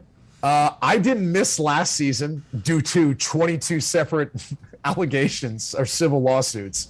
And I have done arguably, I think you might not say they've done more than Deshaun Watson statistically, but all those guys have been on that track record. Joe Burrow, you can make the case, he's won an AFC championship. It's not like that's been the case necessarily for Deshaun Watson with the Houston Texans during his time there. So you could literally make the case that they all would be justified in wanting to have more than that. I don't know anyone who's going to sign these quarterbacks to a contract that's going to be fully guaranteed, who's that desperate. And I guess Jimmy Haslam, the Cleveland Browns, were that desperate at that point. But Burrow would be a guy that comes to mind for that deal. Herbert would be a guy. Lamar Jackson would be a guy. You know, Kyler Murray, you'd think, but I don't know. It was kind of odd how things have played on this offseason. Hey, where's Baker going? Hesitation. I don't know. I mean, I wish it would be Carolina because I think that'd be a good spot for him. But it'd be odd, right? Like he was drafted number 1 overall. Darnold was drafted number 3 the same draft. And then like Baker shows up there and you're like, oh, hey, what's up, dude? Hey, I don't know. Hey, that draft night, terrible. You still think about it? No. No, because I mean, I look back like I didn't. I mean, AJ was there for some of that week, so he can talk about it. I think we were. I was in the crowd. I watched the whole thing. Yeah. Well, at one point, what people don't realize is like we stunk up Roger Goodell's green room because we got a bunch of Chipotle. Like we were so hungry because everyone was like sitting there forever. And I remember at one point Roger came over and was like, "Hey, you know, we're tired of looking at your face on TV. Do you want to come in the green room?" And I kept thinking about, you know, Chopper and like, you know, him and my mom and everyone else. I'm like, you know, they didn't really sign up for this. So maybe we should bounce over there. And when we were sitting in there, everyone got hungry. So we ordered just a ton of Chipotle. And then all of a sudden, when like the way the Browns ended up trading up the 22 to take me, it all happened pretty quick. And so I got like rushed out on the stage. And I just kept thinking like I need some gum. And I feel really bad about the smell of that green room now that my entire family just is going to probably be blowing that place up. Roger can figure it out. Roger can figure it out. You shouldn't feel bad. That was year one, though. That was year one. It was his first draft as commissioner. So I do think he could figure it out. I don't think he knew what he was in for. Like, I don't think he's offered that same thing to any player being drafted since then. Yeah, I think because of the Chipotle. Once Chopper comes into your office, you don't open it up to anybody else. You know what I mean? Once Chopper comes through. Go ahead, Connor. Yeah, Brady, when you guys are at like family events, you and AJ, let's just say it's Thanksgiving and maybe there's like a 7-on-7 game. Is everyone just trying to have fun and Hawker's just out there trying to take people's heads off, or how does that work? 100%. I mean, if there's any sort of competition, AJ's going to try to hurt someone. The hard thing is all the kids. Sack of shit. It's hard to keep track of all the kids. Like, I mean, he knows. Like, he's got 4, I've got 3, my little sister has 3. Then you bring over like the cousins, they have 4. There's just a bunch of kids everywhere, and so it's just hard to keep track of everyone. Like at this point, you're trying to like herd cats. So there's not too many 7-on-7 games, but usually there's someone ends up getting hurt and someone starts crying at some point. Brady, we appreciate the hell out of you, man. Who's going to win the Super Bowl this year, you think? And who's going to win a national championship in college football? Oh, gosh. It probably will be Alabama. Grant Hill would have been able to do this. I just want to let you know. So let's go ahead. Let's make sure. I mean, if you look at recent history, it's pretty much Alabama, right? Because like every other year, congrats, they've won Nick. one. Yeah, Nice job. Congrats, Nick. You won, Nick. They got the 2 best players in college football, Bryce Young and Will Anderson, their DN. That kid, by the way, could someone start talking about that kid? He should have been a Heisman last year. All right. He's absolutely ridiculous, and no one talks about him because he's a DN.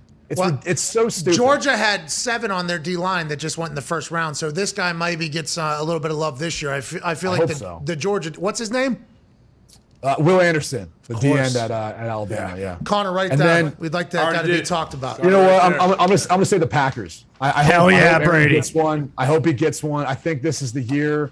I know they moved on from Devontae Adams, but I like what they did to replace, that loss there. So look, he was clutch. We just saw it in the match. Never a doubt, baby. Did you told all watch my it? buddies, I was like, oh yeah, you got to hammer it. I was like, hammer the vets. Yes. Come on, these guys have been here before. They were minus 186 going in. Then obviously it flopped live. You could have got some really good money on Aaron and Tom live. They're plus 130. I think 40. Yeah, I think plus 130 with like 2 to play. Yeah, that was great. Not that I'm into gambling or anything, but yeah. No, we are. I mean, sorry we bring you down to our level. I hammered them to win the first hole too. By the way, it was I think plus it was like 186 or something like that. Earlier in the day, it was 200. Like, 200. Yeah, I think I got a plus 200 for them to win the first hole because everybody assumed they were going to tie. And then when Aaron just starts, stroking a little bit, it's like, here we go. Hey, my question is, what do you think Tom Brady was doing while he was late to the first tee box? Changing his batteries. Probably getting some. All right. Possibly. All right, that's it. We appreciate you, Brady. Thank you so much, man. You're the best.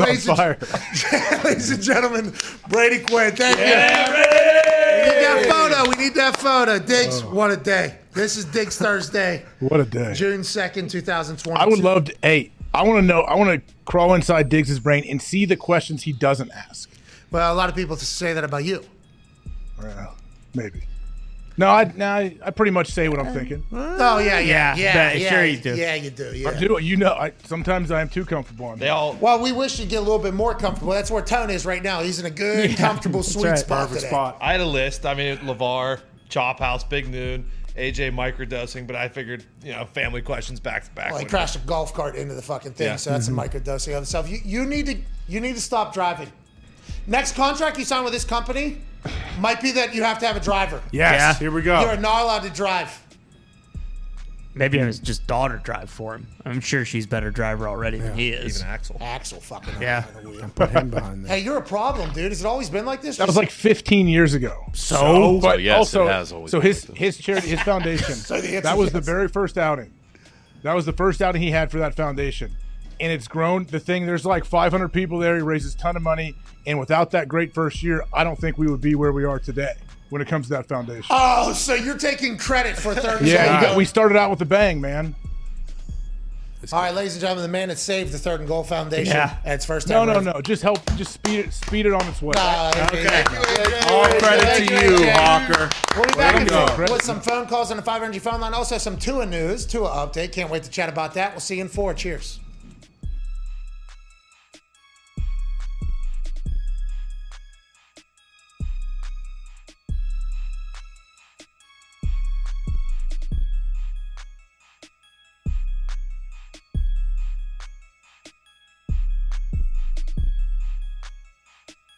Why is football the greatest sport on earth? And do you think football is the greatest sport on earth? And why do you like football?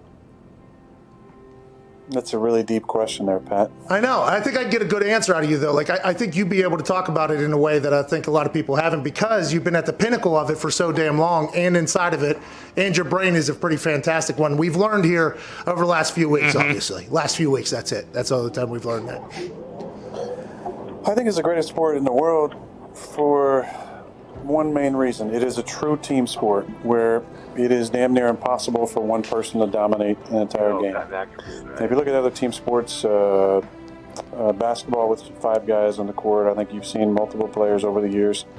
Maybe one player, or maybe 1 or 2 players on a squad be able to dominate and win championships.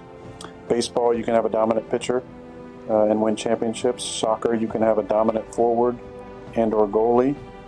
That seems to be a little more of a team sport, but you don't have 11 players engaged at the same time on every play. It is truly a sport reliant on every player on the field to do their job in order to be successful. And I think that's why at times, certain star players can get maybe too much credit and maybe too much blame on the flip side, because it does take so many players at the same time in 3 phases to win football games.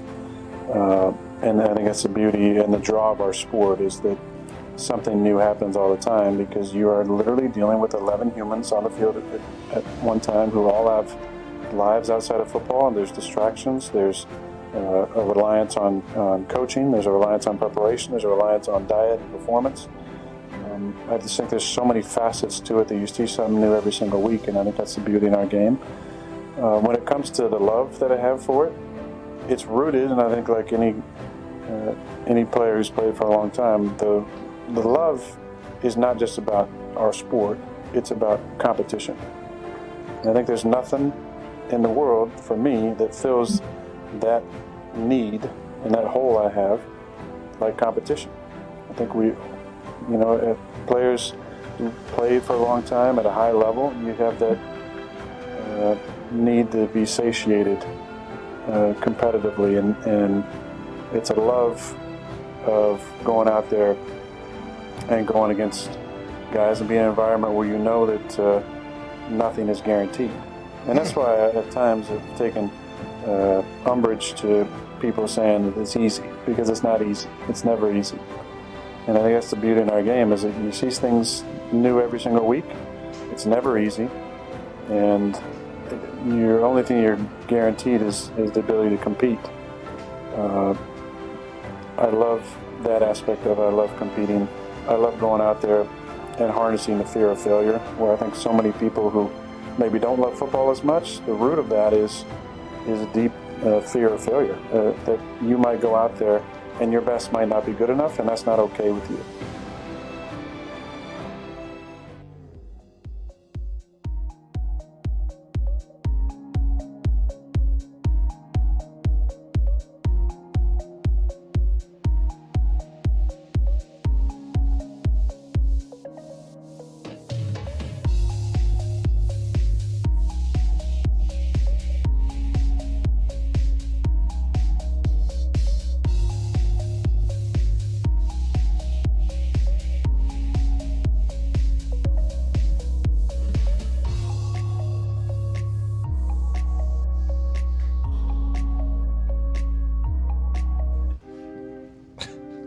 Welcome back to the show. Hey, Jay, it's been a great Thursday, hasn't it? It has, hasn't it? It's gone fast. Please tell Brady Quinn I said thank you for stopping by. I will. I just sent him a text. I don't think I really have I ever chatted with him? Hasn't he been on the show before? It was just you. I wasn't here. Yeah. Oh, okay. So yeah, I assumed he'd been on a few times. I'm trying to think whether or not we've ever talked ever. I don't think we've ever chatted in the entire. What is? No, the channel frequency. Fires are dead. This thing. It's unavoidable.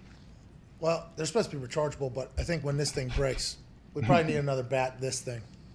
You lost all your fucking juice. The home base is done. The right side of it. Hey, you had a hell of a run, though. Don't fucking need you anymore. Had a moment of silence for that thing, though. You know what I mean? Yep. It deserved it, I thought, for at least a second. It did. It had a good run. It did. It was a great idea. So we weren't just plowing through Energizer. Is it a holiday today? What's that, pal? Is it a holiday? I see the date is lit up. Oh, it's Pride Month, dude. Come on. Come on. Come on, Oh, it AJ. is. Okay. Wake up. It's June. Yeah. Yeah. It's June already? Yeah. That's what I said when I came back. I said it's already Thursday, June 2nd. Wow. Okay. We're in the middle of summer now. Right? Tahoe's right around the corner. Memorial Day is the beginning of it. Yeah, it is. Unofficial. A lot of folks on the lake. Oh yeah, I bet. Wait till Labor Day. Wait till 4th of July. Oh yeah, that too. I can't wait. Hopefully there's concerts. Oh, you'll be hearing a lot of. There was an incredible amount of fireworks that go off around the lake, just random nights. Yeah, I've been hearing that a lot lately. Just That's random awesome. boom, boom, boom. Yeah, the fireworks stores are starting to open up here in Indiana. Growing up in a state where fireworks were not allowed, I still feel a little bit of an outlaw when I drive past the fireworks and I think about getting it because, you know, you used to have a friend whose dad was also a scumbag and not a scumbag, but, you know, good time haver, drive all the way to Ohio and then have to smuggle fireworks into town. And then as soon as you shoot it off, you got to do it at somebody else's house because obviously easily findable. And, you know, cops have their eyes out. But now in Indiana, you can have, we can have candle. Oh, yeah. Oh yeah. Roman candle candles. fights. You can I could put off a full grand finale into like Zambelli's if I want to in the backyard. Yeah. No problem at Really? all. One of those You don't have to be in a fireworks- certain area? No. Ah, And now for you, up at Monroe or whatever, you can float out a platform and fucking shoot them off in the water like they do, like Zambelli's does. Buy a barge. You can use that ball that you talked about where you throw it just on top of the lake and then there's that massive. no, it's right underwater. Oh. Yeah. By the way, you shouldn't be doing that. That's something we should not be doing as adults. That was a bad idea. Especially Wait, there's now a with firework boats you can throw going underwater? around. I'm not going to even talk about Yeah, it. we shouldn't do it. I'm not even going to talk about it. Monroe Lake and The little mortars, though, there's, you know, the actual fireworks, the ones that blow up and go, pff, you can light that wick and you can, you shouldn't. Oh, the Yeah, mortar. you should No, do You but should not do it. But then you throw it into a pond, and then that thing blows up, and it goes right over top of the pond, basically. Yeah. The dangerous part is to hold it as long as you can so the wick doesn't go out over the water. Yeah, you That's should what not you be should not doing that. Should not be holding mortars. No. But No buts. No buts. gotta be It's holding not it. worth it. Not worth Fishing it. with dynamite.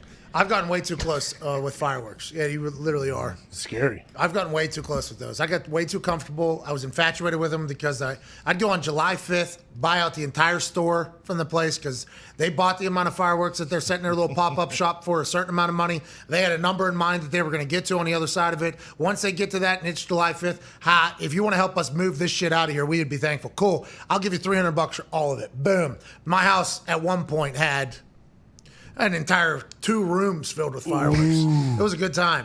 But then, you know, the situations happen to popular people in the NFL and they lose hands, and then you hear about stories and everything. It's like, yeah, I should stay away from this for a little bit, I guess. A lot of power. A lot A lot of ponies under the hood. Yeah. especially when you have that many.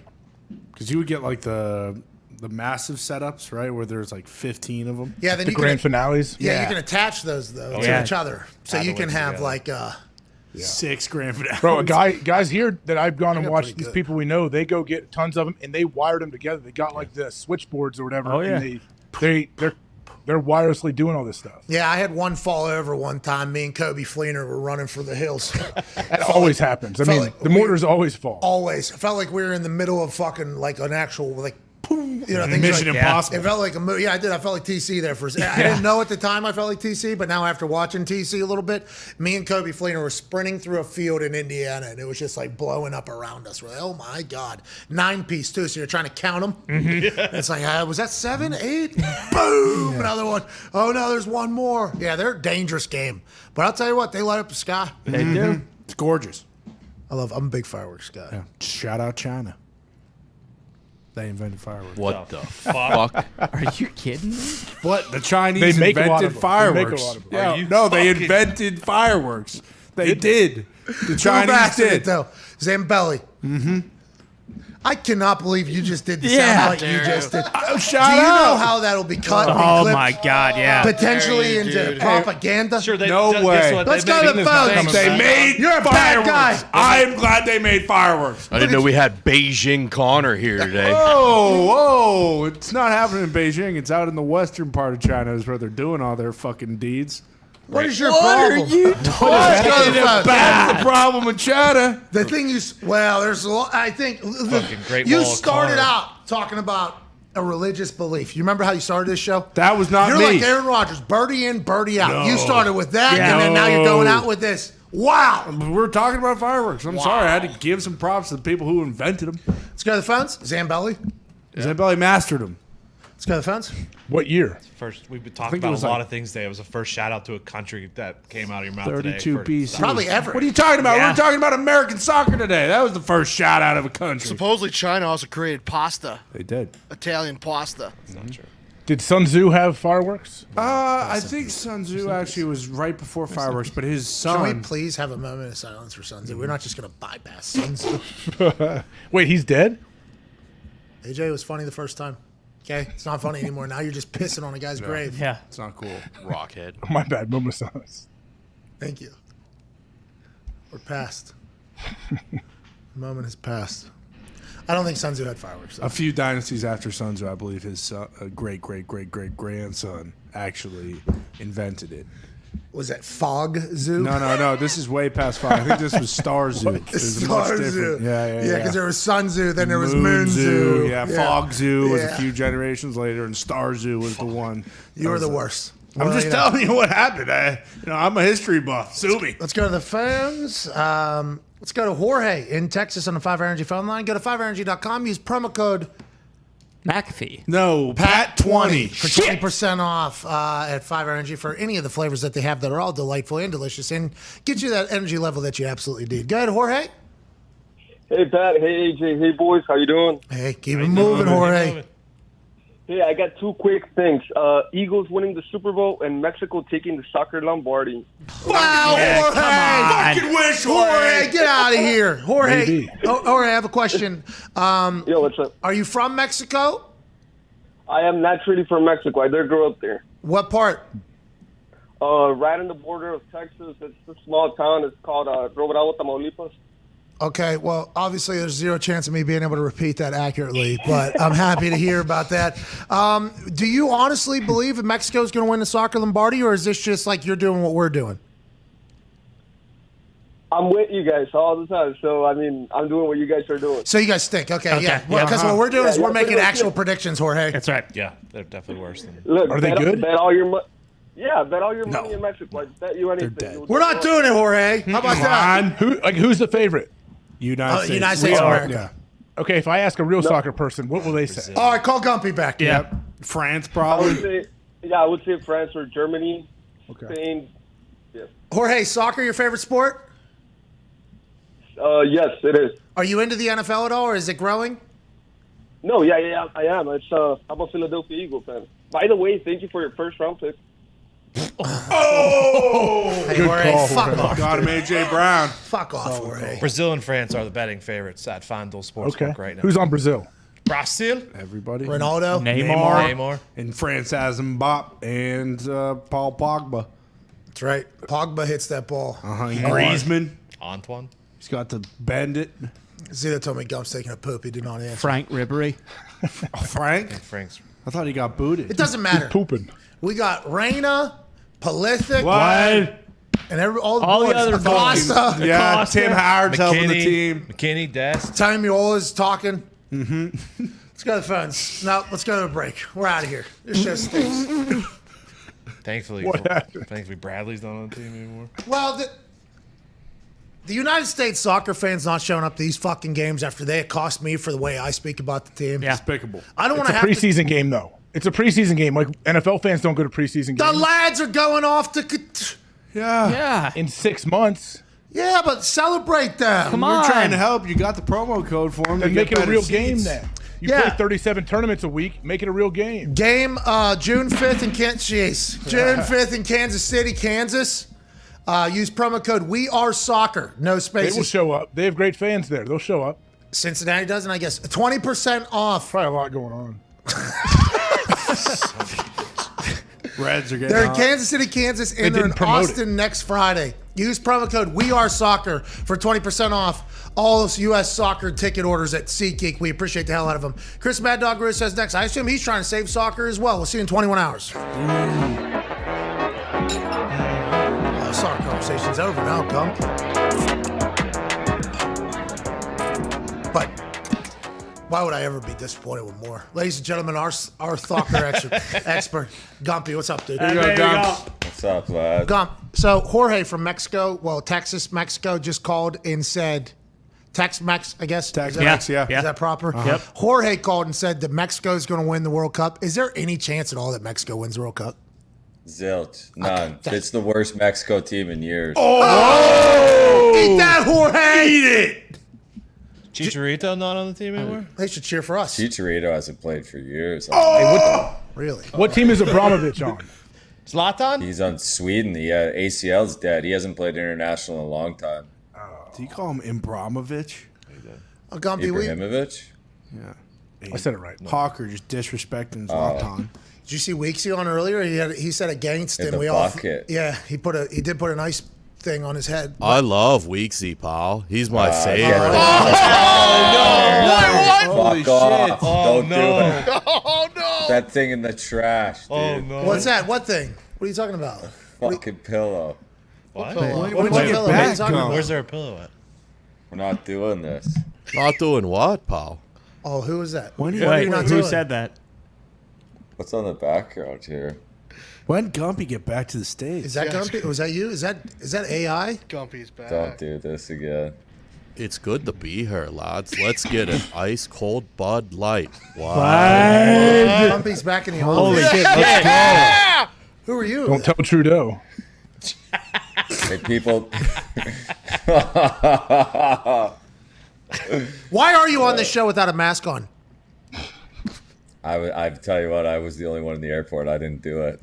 Oh no! Holy shit. Tone Diggs took over Gumpy's body. That's crazy. I had to on the plane. You had to on the plane, but through the airport. Is it when like for real though? When you go into Canadian airspace, or how does that work? As soon as I landed from Minnesota to Calgary, they said as soon as you get off the plane, it's fucking mandatory. So that's just an American thing with the airlines. I think there are That you other don't have to countries. wear one. Yeah. Yeah. Okay. What other countries? Or it's just Canada. You still have to wear one. Might be the only country. Fucking Australia. Hope we're okay. I hope they don't know something that we don't know. You know what I mean? Yeah. Because The Canadians, they don't. Yeah, I don't know shit.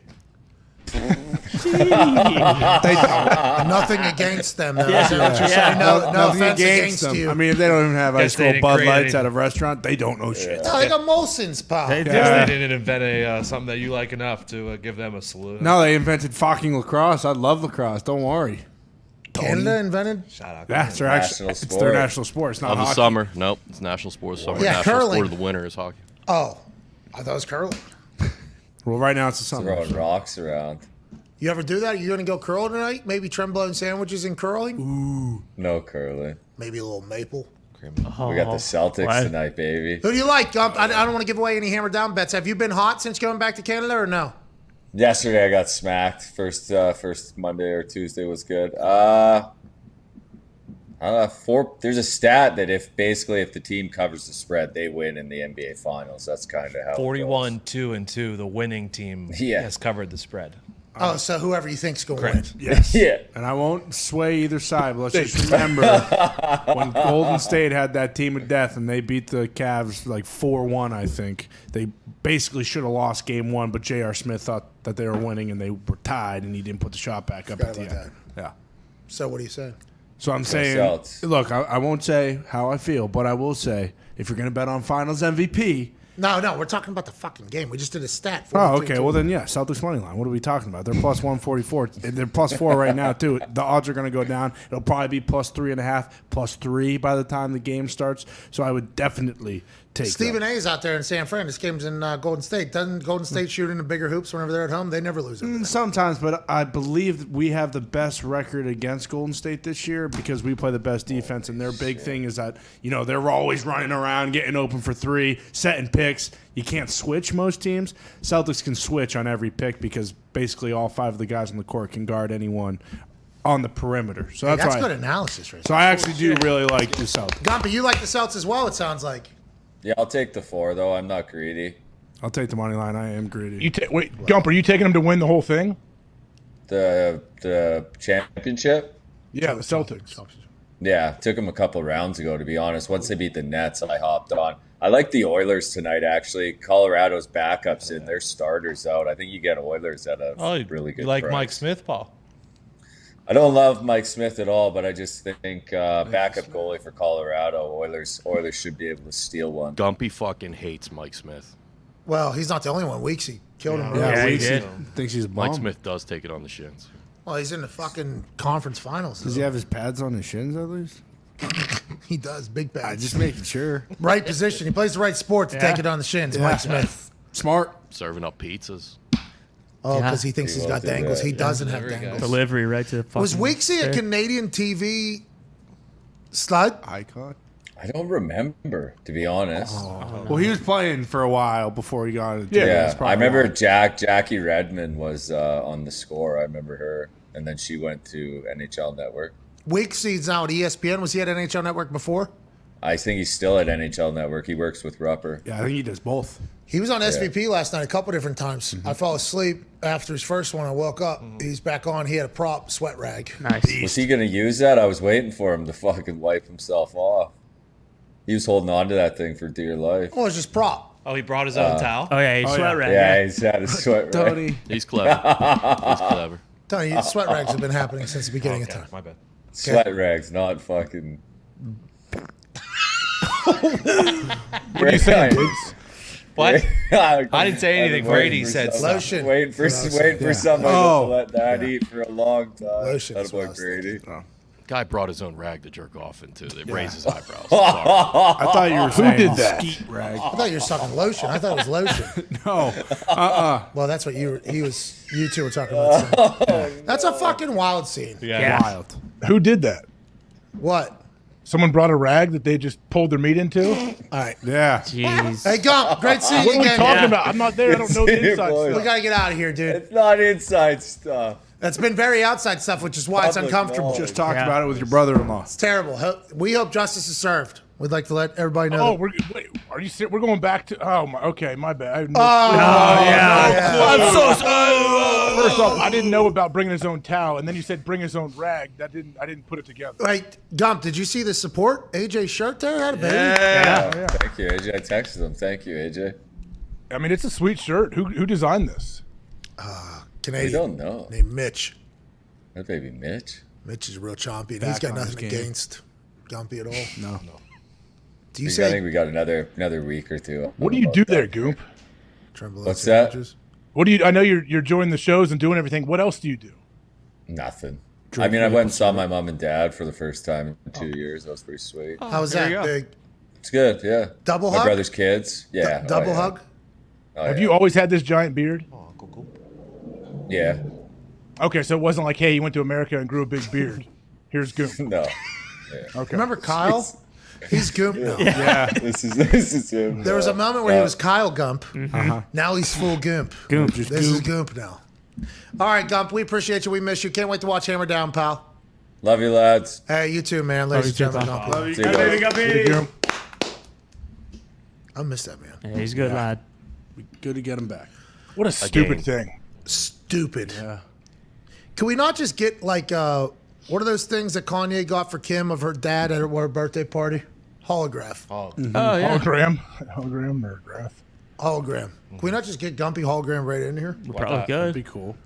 See if it feels on playing with Tom. Oh, he It's gonna be a left? little pricey, but Phil left? I think so. Yeah, I Just didn't didn't hug say him on the bye way to out. Me anybody? neither. What the hell? Took me at a Irish 1:30 flight. So I assume he's gone. So you left before the show? Yeah, I think he made his flight. Huh? He missed his didn't flight. say. He's probably gone for flights at 1:30. He's probably, Probably home. home. Yeah. Lordo's gone. No IMAX theater. I'm out of here, boys. Whoa. Whoa, Foxy, what are you alluding to, What's buddy? Foxy implying? Yeah. He did tell me his Detroit flight got pushed back. You had to go to Detroit? Jeez. That's why it stinks. Disconnecting, yeah. That's why it stinks. It got delayed by 2 hours. Indiana has 0 flights Yeah. to anywhere except for hub cities. Mm-hmm. So Indiana's it's a gift and a curse here. Sure. Yeah. Very hospitable downtown. Restaurants are good. There's good food. It's very Chicken sandwich. living is very, very good here. There is chicken sandwiches that are very good. There's a lot of foods. What does that mean? Tenderloin. I love chicken. Still love chicken. Who doesn't love chicken? But yeah, getting in and out of here is impossible. It is. It's tough. absolutely impossible, which makes no sense because a lot of people have to travel here You gotta for connect. conventions, but it takes you gotta eight connect. hours at least to get to Indiana, which is in the middle of everything. So, Crossroads of America. yeah, got to drive it. If you want to fly to Atlanta, though, you're in luck. There's about 45 flights a day going there. Detroit as Yeah, well. Detroit. Atlanta, Detroit, Dallas, Chicago, Chicago, all the They're very hubs. similar to the Columbus airport. Yes. They have an airport? Do you guys win awards though? We win this airport wins an Yeah. award every single month, and it's like the cleanest. It's like, well, there's nobody here because there's no flights here. The most easily accessible. It's like once again, there's not a lot of flights out of this place, so it's like it is beautiful though. Yeah. Oh, that's not very nice. The cars. And I think very it could nice. handle a lot more flights if they were potentially to pick them up, Absolutely. which would be great for everybody in this room, but I guess probably not. Direct to Pittsburgh would be awesome. They had that, didn't they, for a little bit? Then Yeah. They brought back the direct flight to Boston, actually, luckily. You're lucky. You know who grew it up in died during. Indiana? Charles Manson. That's why I drove everywhere. Michael Jackson, too. That's Gary, yeah. Yeah. Manson grew up in Indianapolis Yeah. alongside that guy that was Went to school popping here. his semen in everybody. Went to school here. yeah. Actually Who- from who was Cincinnati, that? though. Colca? Our father. Our father guy from Netflix. Did you see that? Oh, is he the doctor that has Yeah. like 5,000 kids? Yes. Yeah, and it's still. I saw the preview. Is it good? I didn't watch. I didn't want to watch it because I felt like I'd know everybody that's in it. Yeah, I'm not Basically, watching if you have blonde hair and blue eyes and from the Indianapolis area, you might be this guy's kid. What if you're from the Ohio area? that. Yeah, you might be fucked, AJ. I had white blonde hair as a kid. Better do 23andMe. All right, I had Pistol white might blonde have some hair as a answer child as to well, do. by the way. But I'm in Pittsburgh. I don't think this Yeah, I guy's think you're semen right. made it in there. I look pretty similar to Tim and Sally. Could you Biggest imagine people doing a 23andMe and having 46 like siblings, or maybe more? Like Starbuck? Out of nowhere. Yeah. And it's still just growing and growing and growing. I mean, the documentary ends. It says 91. I ain't never doing that. What a fucking. Was he too lazy to get semen from other people? He denied he people wanted away. to. No, they said there was like a full motive behind it. Yeah, he had it. He had all the other people's semen frozen and everything. But he went to a different room and just went into a towel. All right. Jeez. That's the show. I hope you're happy, Zito. Too far. Let's have a moment of silence for the fucking sanctity of this show. It's been And that for a towel. long time. No, that towel's all right. How about me drinking out of Lordo today? This might become my new mug. Yeah, it's Good. awesome. They should make that. It's like a massive Great mug. move. That's a great Hey, move. I have a little Do we know tool who that I sent can this? Sorry. inscribe on. Can I inscribe some names on that? I have a little tool. Is there names inscribed on it? No, but I'm happy to hear that there is an ability to do that. They sent us a bunch of stickers, and I would never do that to Lordo. Bill sent the name in earlier. Let me see. Thank you for the gift. Yeah. Yeah. I should have cleaned it out. I'm gonna get one of those. Trevor Gotta earn these, pal. Yeah. Ford. Big Ford. Big Four? Trevor Ford. Trevor Bigford. BICKF. That's the name of the documentary. Trevor Bigford. Bigford. Trevor Bigford. We appreciate you, pal. Thanks for baby Lordo. Yeah, Is this the doctor that put a semen in everyone? No, that's our father. Trevor Bigford. Big Ford was the guy who. Our father's Dr. Klein. That's Dr. Klein. Trevor Bigford. This guy that sent this. Sent Thank you, Baby Lordo. Trevor. Sent this baby. That wasn't made by our father in Indianapolis. This was created by The fine men and women who strap up their skates. That's right. And hit the ice and put their life on the line for our entertainment. That's what Baby Lordo is. Right here. So the C and the K is pronounced as a G. Man, it's silver. I don't know. That's how it was presented to be. I believe it's Bigford. Big Ford. Big Ford. There it is. All right, baby, go get your big towel seat. So when's the next soccer tournament? Well, the next. Well, Lombardi. call Gumpy back. Soccer Lombardi. Lombardi. Call Gumpy back, I think please. the Lombardi's the next one. That's the next one. Is it? Yeah. There's like 3 soccer Lombardis before that one. No, Champions there's only League. one soccer Lordo, pal. Yeah. And that's coming up in. Oh wait, shit! I think there is actually a final for a soccer tournament. at Oh, for the beginning- KKFA? No, at the beginning of the Premier League, they like kick it off with some sort of final. Well, they fucking better. I mean, what are we doing? I haven't had a soccer tournament in, what, 4 or 5 days? Yeah. now? Is there not some title that we're drought. chasing? Is there not a soccer Lordo that we need to talk to? Wow. Is Gumpy not answering? It's probably pooping. He might be. Oh, here we go. He's out of the toilet. Gump! Yeah. Gump! Turn that off before we get. He has the show behind him right now. It's pretty He has crazy. to go all the way to Canada. It's far. yeah. It's like Probably 15. Pretty far behind. He's centering the camera right now. He's fixing it. I will That's a say nice that plant. this show's stream did put a mask on immediately upon getting into Canadian Airways, unlike everybody on those flights. That's right. Sons of bitches. Gimp, Doesn't have a permit. Right now he's fixing something, but it's We a ran nice out of shot time. of a camera. we ran out of time. Yep. That's his leg. Yeah, I mean, his nuts are right on the screen. Jesus Christ! Let's not put him on yet. You think Brady noticed you were drinking out of the baby cup? Whoa! Whoa! He had the camera off. He had his. Clearly saw him doing Yeah. this number here. You know. It's Baby Lordo, by the way, Yeah. to you, you fucking son of a bitch. No offense to your mom. Obviously, big family Yeah. show today. None taken. Big family show today. Unfortunately, I love how we did angry lose you guys Gump in are. that. All right, we'll talk Gumpy tomorrow. Maybe there'll be a tournament tomorrow. Probably. It might be. I'm sure there's 3 or 4. Well, the MLS, I know the Portland Timbers are Yeah. starting to. Oh, there's Yeah. that tournament. They're heating yeah. up. Revolution also heating That's up. on us for Colorado Rapids, I think, are top of the table. Columbus Oh. Crew are starting to Go really Pigs. play a good ball on the They are. pitch. FC Austin. But the Dayton McConaughey. Dynamo. They They Dynamo, stink. they're not in the MLS. So Yeah, nobody they're talks dead. about them. They're with the Riverhounds. They were an indoor team. They were fun to watch. Oh, like the Pittsburgh Stingers back in the day. I Yeah, wanted they to play couldn't 'em. beat the Dynamo, but yeah. Pittsburgh Stingers would have ran the fucking Dynamo out of the arena. Okay, right through the basher boards, right up the arena, outside, kicked them like the soccer ball they were kicking in the indoor soccer thing, right into the river in Pittsburgh. That's what the Stingers would have Hell done. yeah. Sorry about it. I'm glad I wasn't around to see that. Well, Pittsburgh Stingers are glad too. They don't want to have homicides on their record. They just had a bunch of dubs, pal. They were great. Yeah. Riverhounds are the USL, I believe. Riverhounds? Yeah. Same as Indy 11, so whatever league that is. We'll find out tomorrow. Will we? Yeah. Yeah. What do you mean? What was that? Why are you? Do you think? Oh, okay. Hold on, real quick before we drop off. You guys come at me all the time. Oh, look at you shoehorning in, just jamming in your toxic references. You were so excited you remember the last name Duggar for the kid that went to jail, and so you popped it in there with Brady, and you were so proud of yourself. Was it 19 kids? That's what you guys would be fucking like over there. Yeah. 19 professional athletes all married into the same family. Here is their cult party at Christmas. Like, that'd be a great, you know what I mean? I'm taking juice. Pretty much the same thing. Brady loved it too. He loved the idea. We're going to get that shirt for sale too, by the way. We're going to raise some money. As opposed to you costing that foundation money and almost knocking it off course immediately by driving a cart into a pond at a golf course. Literally. Sober. I tried to save God. that thing.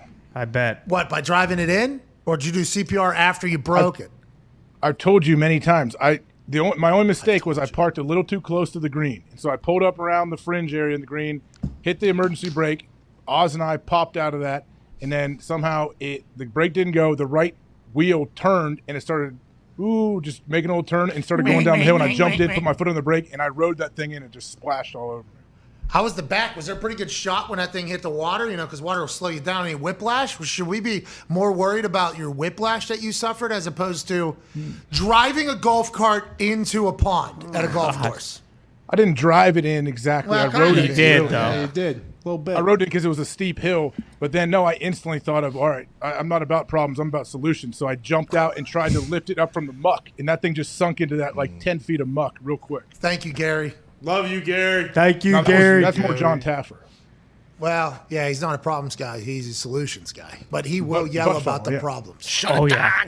Oh yeah. There was pretty good portion of my life where I wanted to be one of the test customers on Bar Rescue. Because me walking in there like this, people treat me like shit. Yeah, true. You know what I mean? Yeah.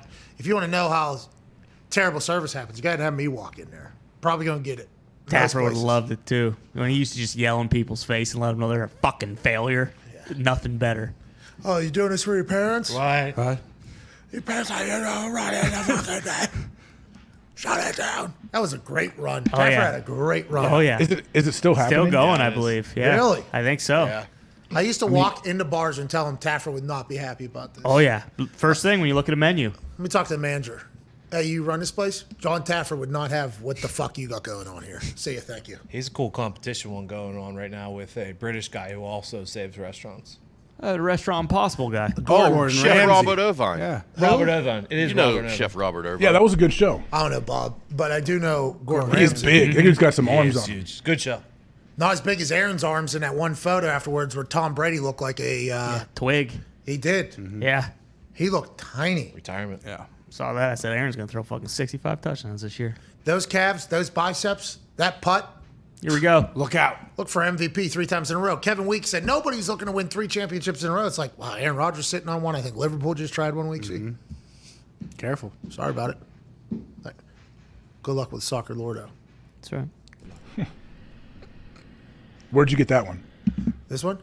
Yeah. Bigford. Yeah. Trevor Bigford. Trevor Is he one of the guys that brought the cup? No, that was Mike and Matt. Mike, by the way, all over somebody's TikTok I seen. So I didn't know we could have used him in different fashions. Yeah. We never know if Mike's We could have last name. scripted Mike. We could have given him some lines. He would have acted out in proper fashion with that great hair. I didn't know that. Did you know where he was going next? No, but he did have to go. Immediately upon us saying, hey, it's out of here, they're like, thank fucking God. Right? Oh, I don't know. Has that We're been all over stolen the map. before? Dude, listen, the more we've learned about this whole Yeah. thing, the whole process, we have a lot of questions. He told me there's like a secret task force in Canada that comes down. The Montneys? Yeah, it was insane. He For was like, what? we'll get it back by lunch. Cup task force. You don't do anything against the cup Nope. and not answer for it. All right, we're back tomorrow. Who do we have on tomorrow? General Bob Carpenter's live from the golf tournament. Right. The general. He'll be good there. They used to not allow phones. I think you can have your phone there now. Yep. Yep. It's Ohio, I'd hope, but you're not the fucking Masters.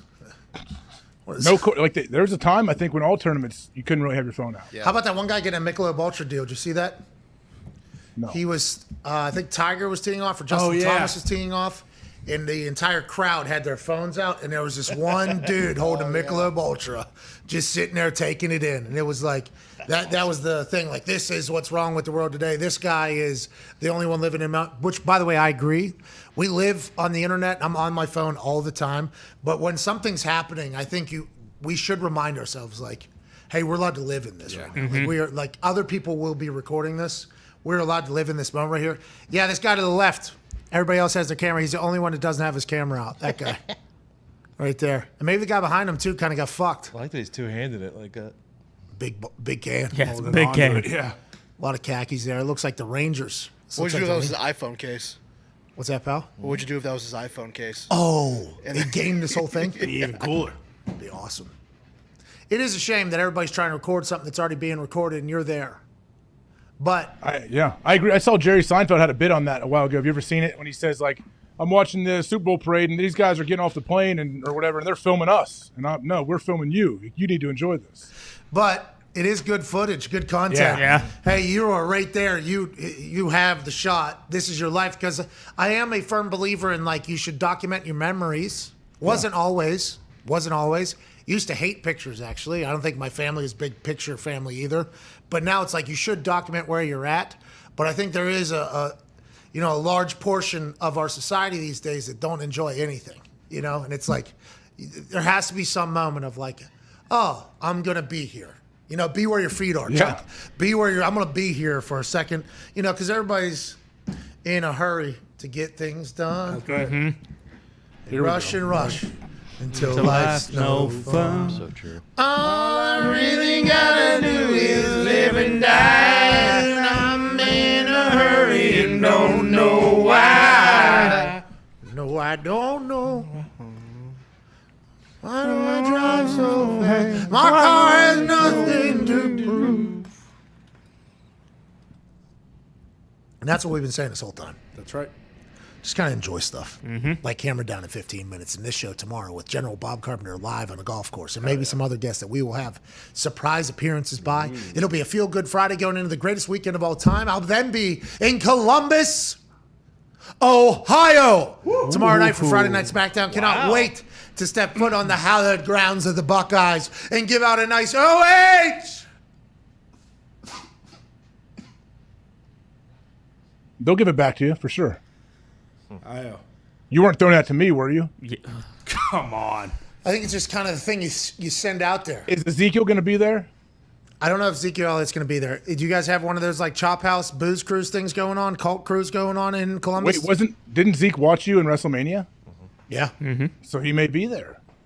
Zeke, Micah, Wyatt. George Kittle, Lane Johnson. It was great to see all the boys. Yeah. I believe Cliff Kingsbury was there as That's well. right. It's good to see everybody. Yeah, it was a good trip. Anyways, I don't know if Ezekiel Elliott will be there tomorrow night. What about Elias's brother? Oh, Elias's younger brother. TBD. You never know. Hopefully. Would be awesome. What about Elias? Worries about him. That'd be wild if he showed up. I kind of miss Elias. Yeah, haven't seen him in a long time. Oh, I thought Elias was back. What? Where? It says, hey, I'm Ezekiel. Elias is his younger brother. That's what it is, right? Yes. Okay. It's not the other way around. What do you mean? What's your he's problem? his You younger literally just brother. asked for Ezekiel, and now you're going to act like you don't know who Ezekiel is. He's Elias. No. Sometimes I get the brothers mixed up.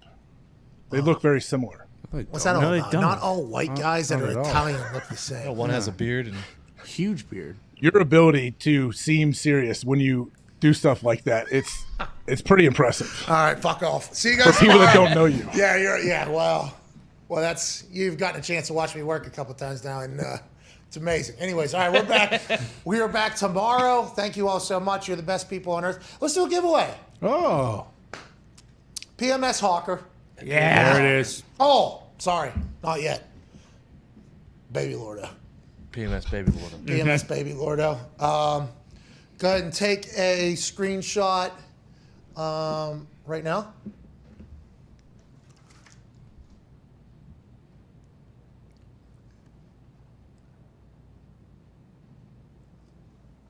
Say something nice to somebody. Use your cash tag in there. And you could be one of 10 winners of $599. We can't thank you enough for watching along. We'll have a giveaway tomorrow. We can't thank you for experiencing afternoons alongside of us every single day. This show is the dumbest. Up to Something season is still in fuego. Okay. CFO Phil was out here. Everybody knows that when CFO Phil's out here, there's probably Things get done. some things popping off. CFO Phil was out here for the last couple of days. He left in the middle of the show without saying bye to any of us, which is fascinating. Yep. Don't let that lead you astray, though, in thinking that Up Something season's going bad. Up Something season's going pretty good. Pretty excited about everything. If the CFO Phil's out here, that means Up Something season's really starting to cook. Hell yeah. Here we are. Love that. Right in the middle of the grill, baby. Hell yeah. We're on fire. Steaming. Yeah, we're cooking with gas. That's right. And fire. What? And life. What? And happiness. What? And grit. What? And baby Lordo. What? See you, everybody. Bye.